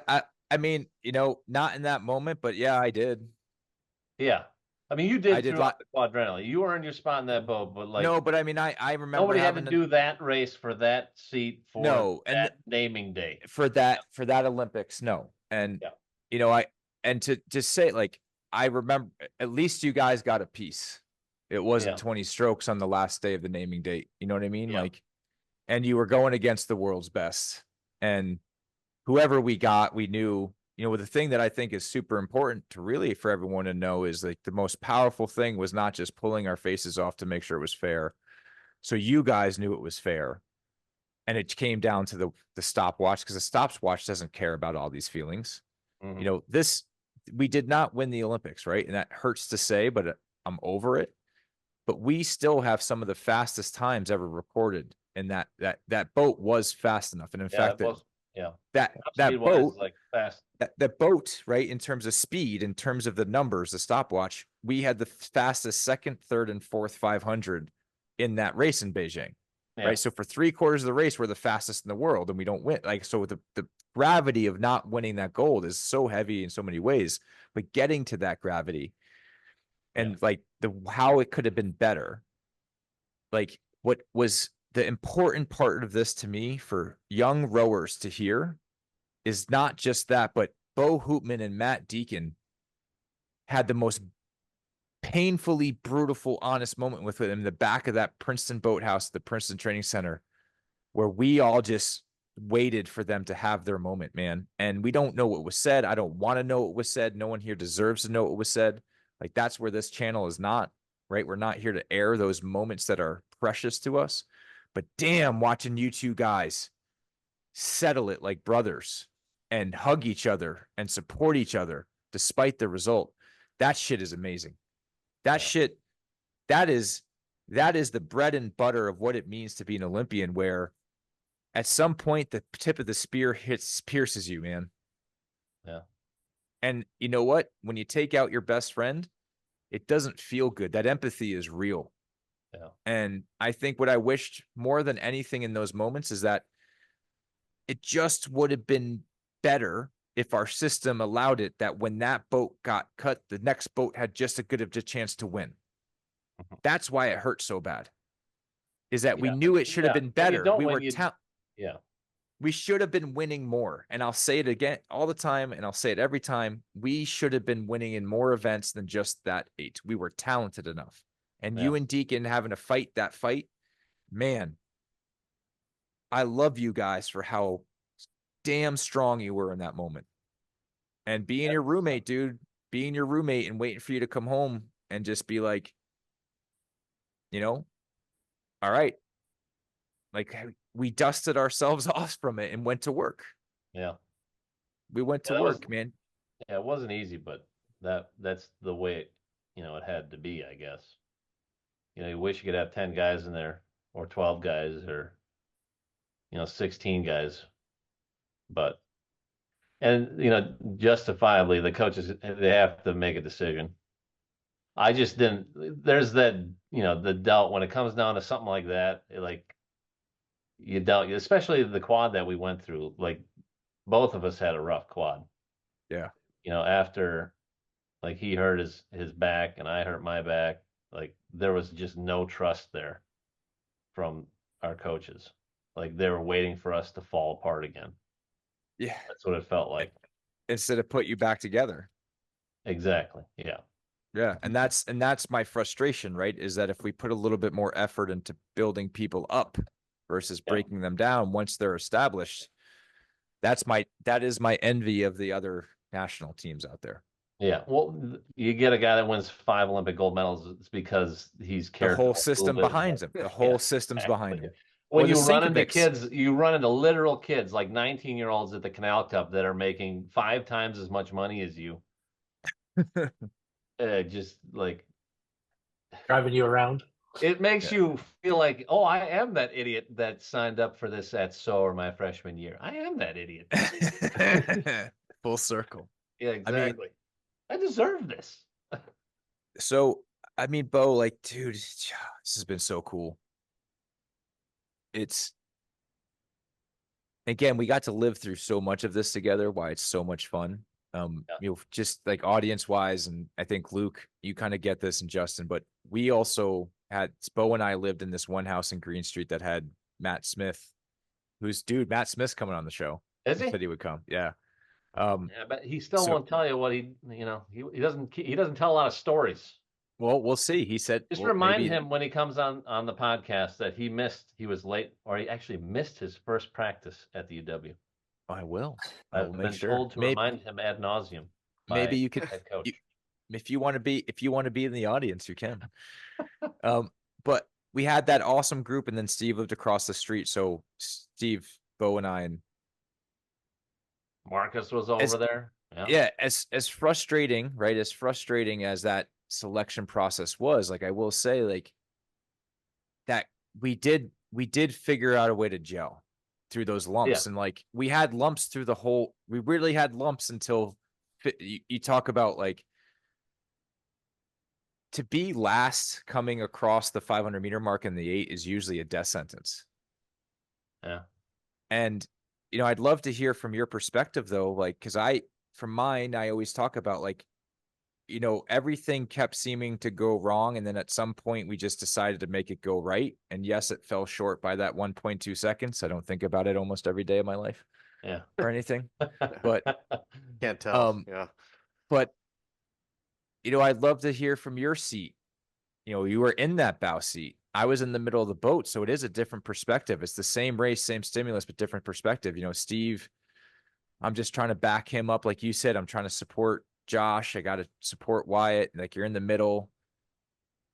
From your perspective as a defending Olympic champion, can you kind of take me through that race and like how you think we saved a disaster and kind of made it, like all those things that went wrong through that quad, and we can get into detail. In 2004, a lot of things went right. In 2008, leading up to it, a lot of things were going wrong. And we still came home with a medal when 8s were still going 520. Mm-hmm. And we were prioritizing the 8, and so were the Brits, and so were the Germans, and so were the Canadians, and so were the Polish, right? And so were the Australians. I mean, Jimmy Tompkins, their best guy ever, trying to get the trifecta, gold in the 4, pair, and 8. We were in that mix, and we beat them, and we're competitive with them. So I'd love to know, like, that's our 2 really, from a kid that said to his dad, I'm going to do this, and Greg Meyer talked to you. You have 2 Olympic medals. You were one of our best oarsmen ever. And I don't care if it hurts. Do you see that race as a disaster all the way, or do you see it as a triumph? No. That was, for how we finished that race, that was one of the best races we had. We had that fear of being down. We knew we messed up that first 500. Like, we knew we weren't blazing off the start, but like, we royally messed up that first 500. Where'd they go? Where'd they go? We just got caught with our pants down. And the entire time, like, I was just like, oh God, we just got to move, just move. It was like a constant move the whole time. And, JR is right. Like, you can't do much other than just make sure that you got a platform for the guys in front of you in the bow, especially that boat. Like, that boat was hard to find, bro, in the bow. It was ridiculously hard. But, like, we had the speed. We just, like, you can technically win a race off the start, but you can lose a race off the start real easy. And I think we did that. Like, if we were just a little bit faster, like if we had contact with the Canadian, if we had deck overlap, we would have won that race going away, because we would have had confidence going in the last 500. We would have destroyed them if we had contact, but we didn't. We didn't have contact. They did their game plan perfectly, and it worked on us. Yeah. I talked to Adam. The same thing to them the quad before. Just took off on them, and then it's just like it's that scene from Beer Fest. You know what I'm talking about, where that guy eats that glass? Yeah. Yeah. One of those. Well, it was funny. Adam Creek and I are friends, and I talk to him from time to time about it too, from the perspective, because he has that dual perspective as well of like, losing as the favorite and then winning it all. And, he does say like the revenge and the grudge and the, a lot of what motivated us, I think, as a cohort in 2004 was like the grudge of 2000 against the Brits for. Yeah.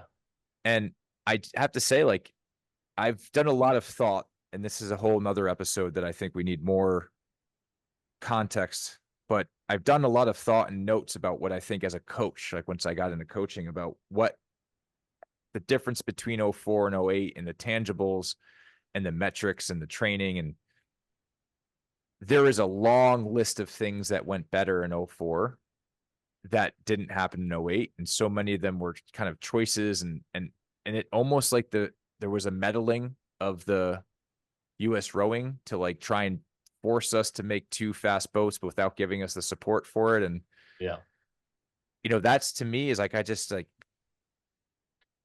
those 9 athletes in that moment, to me, and I've been in a lot of racing, and I have not done as much winning as the people in this room, actually. Like, I am a really good loser because I do it at margins this tight, Yeah.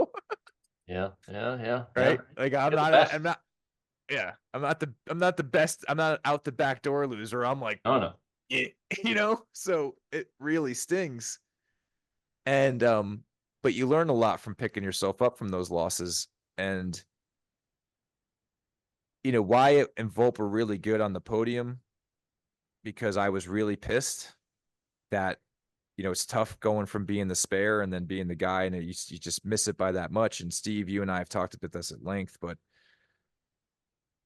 your leadership too, man, you and Shinobi in the bow, like you guys, Volpe and Wyatt, like you guys saved what would have been a disaster into what was incredible. Like it was incredible. Like it's an Olympic medal. And like, that's the thing is my whole dream as a child, I'd started rowing at 10, was to get there. And I could not have done it without you guys.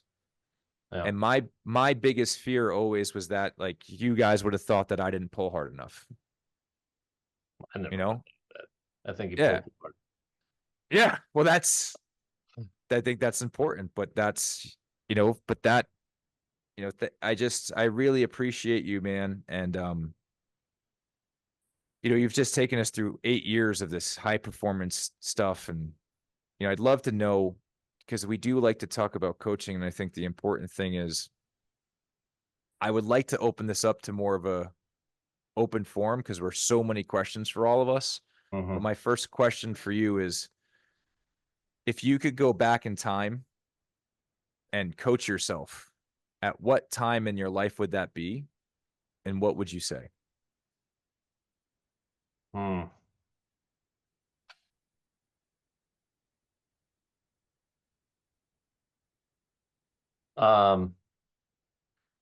Probably around 06, 07. I would have, like, I should have been ejected from camp by Mike for talking back and swearing and being an a-hole to him. Like as much as he's a personality, but like you still have to respect the coach. There are times when I didn't, just because I was frustrated with the way the practice was going. Even though we were winning, we were getting wake down, and like there's no place for that kind of attitude. Like technique wise, like I'm gonna be bluntly honest. Nobody's ever coached me.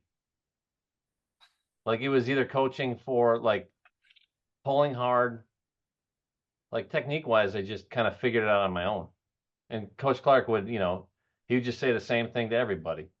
Like it was always a broad general, instruction about how to row. And you either figured it out or you didn't. But there's no one like telling me face to face what to do. I don't know if I could have used that more. If like when somebody started doing that, I didn't know how to react to it. When that third quad that we went into, when Tim started doing that to me, I didn't know how to react to it, and I ended up rowing worse and worse and worse and getting more and more frustrated. Like, Mike had this saying about he called me coachable because I didn't have to coach him. But on the other hand, I needed to be able to take coaching, and I did not know how to take coaching. I had no concept of what, like when Tim tried changing my stroke, I had no concept of what to do to change it, because I'd been just so ingrained on what I'd been doing the whole time. And I'd also figured that it's not broke, don't fix it. Why are you trying to fix me instead of just going with it? Like trying something new. And maybe it would help with my longevity. Maybe it would help, my technique. Maybe it would make me more efficient. I don't know that stuff. Mm-hmm. Like I know, like literally knew nothing about the sport my entire rowing career as far as technique, other than just putting the blade in and hauling on it. So that's another little piece of advice for people.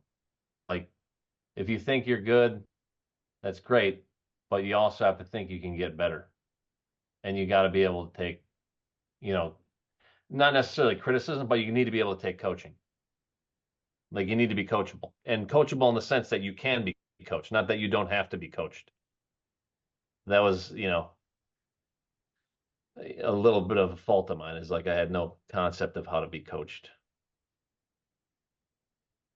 which is weird because now I'm a head coach. Yes, talk to us a little bit about the now, if you can, just for a couple minutes. Like, sure. I'm really curious as to like your approach as a coach. Like, you had Chris Clark as a coach. You had obviously a bunch of really well-known and renowned coaches over the years, very different styles between, Mike and Chris and, others. Yeah. What's your approach to the team? I thought that actually what you said, it's funny when you're like, I think a big armada of boats actually breeds fast boats. I was like, yeah, that's the Wisconsin way. Like, Yeah. I remember racing against them. I was like, how many damn boats these guys got? Like, they got like 4 trailers here. Like that's the thing. Like, and our sport, just really curious as to that. Yeah, our sport is changing.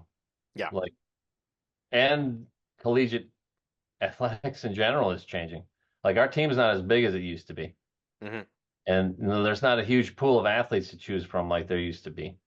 I mean, our undergrad population is massive still, but like, it's harder to get in Wisconsin than it is to get in Notre Dame, which is ridiculous for a state school.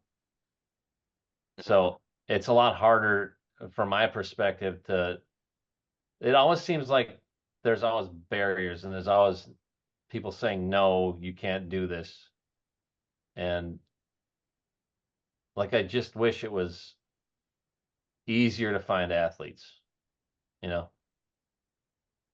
but like, when you do find them and they're coachable, like they can take coaching and they can drill and they can learn and they can develop. Like, we got a kid who was a sophomore that couldn't pull his weight out of a brown paper bag last year, and he's at under 23 camp doing pretty well apparently. Mm-hmm. So like, those kids are out there. Like, it feels like the sport is abandoning novices, So what's the percentage of walk-ons you have on your team? Because it's still about 7. We'll have about 6 recruited high school rowers a year, and then the rest. And the number of freshmen has dwindled. It used to be 35. Now it's like 18, 19, because we only can have a squad of 50. So like, you have to be pretty exact with who you're picking in 2 weeks. Like, you get 2 weeks to figure out if they might be good, which is difficult. Yeah.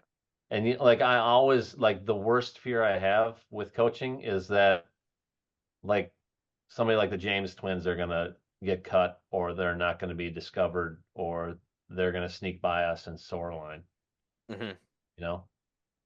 It's so hit or miss. It's like it's gambling. Like, every recruiting class is gambling because we aren't getting the best recruits at Wisconsin. Not that they aren't good guys. Like, they fit, but they aren't like plug and play under 23 medalists or Olympic medalists or Olympic caliber athletes off the bat. I like to use the term booger eaters. There are a lot of booger eaters in our program. But so are you. I was a booger eater. Do you wind up with like an appreciation for how much like everything aligned when you were going through? Absolutely. Like, my freshman class was the only freshman class that ever won sprints in the history of Wisconsin. 150 years of Wisconsin rowing. Only class. You beat me. I know. Yeah. I was there. And I was in the final. I was in the final. I was in the final. I watched you guys go by. Yeah. Yeah, we were Coach Clark and Coach Meyer had to row in that boat because 2 of us had exams like that Friday. And they said it was the worst row they've ever had in their entire life. That's how bad we were, technique wise. But we were strong as hell.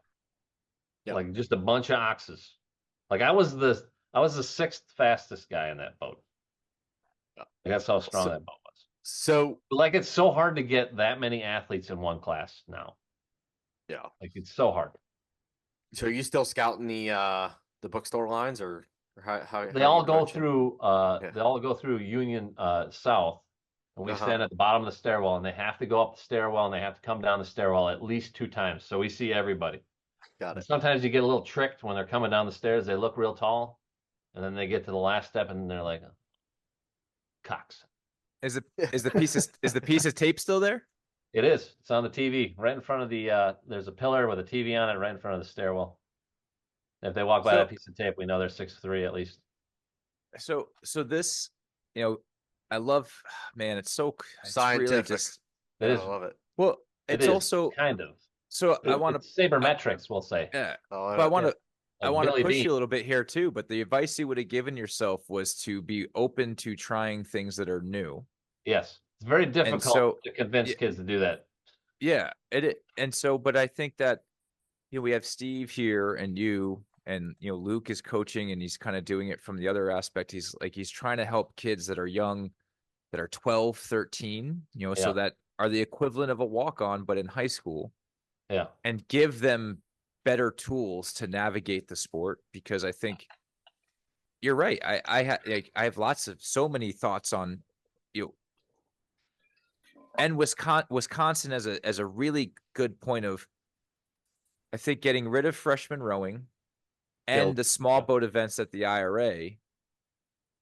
And then, the influx of these mega clubs in high school really have saturated our talent pool that sticks with rowing longer, because we can still do well like at the junior and U23 level, but like the depth has fallen off, and we just went through 2.5 great quadrennials. We didn't even get into 12, but that's that's not a fun story for any of us how it ends. No.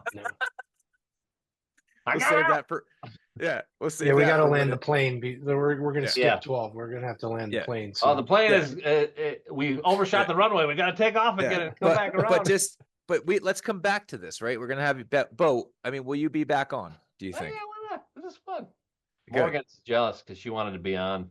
She wanted to come say hi, but I told her to go. She can come. She could come on next time, and I think. Hey, you want a real athlete from my family? Yeah, we'll tease it here. Yeah, I would love to. A Division I Wisconsin women's volleyball player. Yes, absolutely. We want her on the show.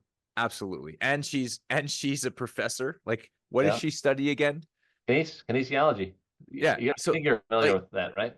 Yeah, so like she's literally also an athlete. Yeah, I ask her questions all the time about like we saw somebody submitted gave us a blood test, or the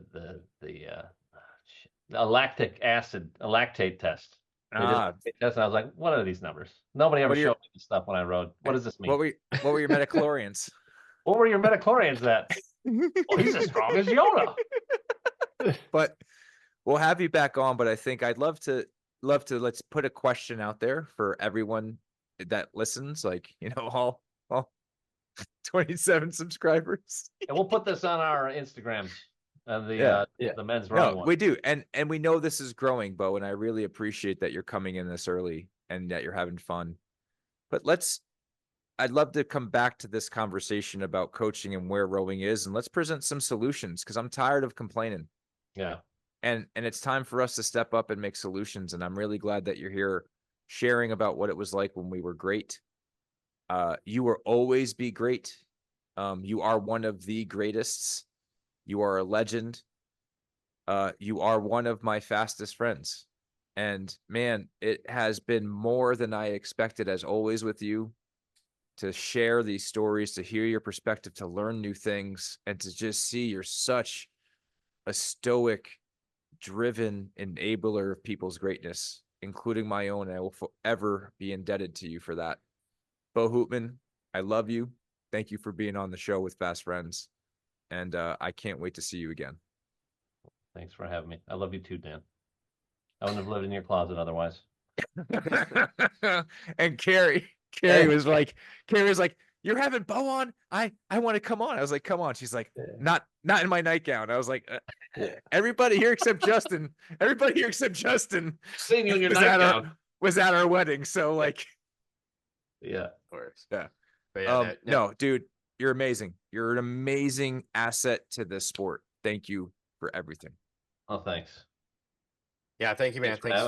Thanks for sharing the story from putting for dough to 2 Olympic Games and beyond, and obviously now the head coach of Wisconsin. Very historic program. Super cool story. I love to hear kind of the background of it too. I didn't know that about you, so it was really cool. Again, we only spent a few weeks, a couple months together at the most. Yeah. We were worthy competitors for a long time, but yeah, certainly awesome to hear kind of your point of view. So yeah, thanks. Yeah, anytime. That's all for today's show. Fast Friends is a Metal Factory production. All opinions expressed are our own and those of our guests. If you like our show, follow along and subscribe with us wherever you get your content and podcasts. Thanks for listening.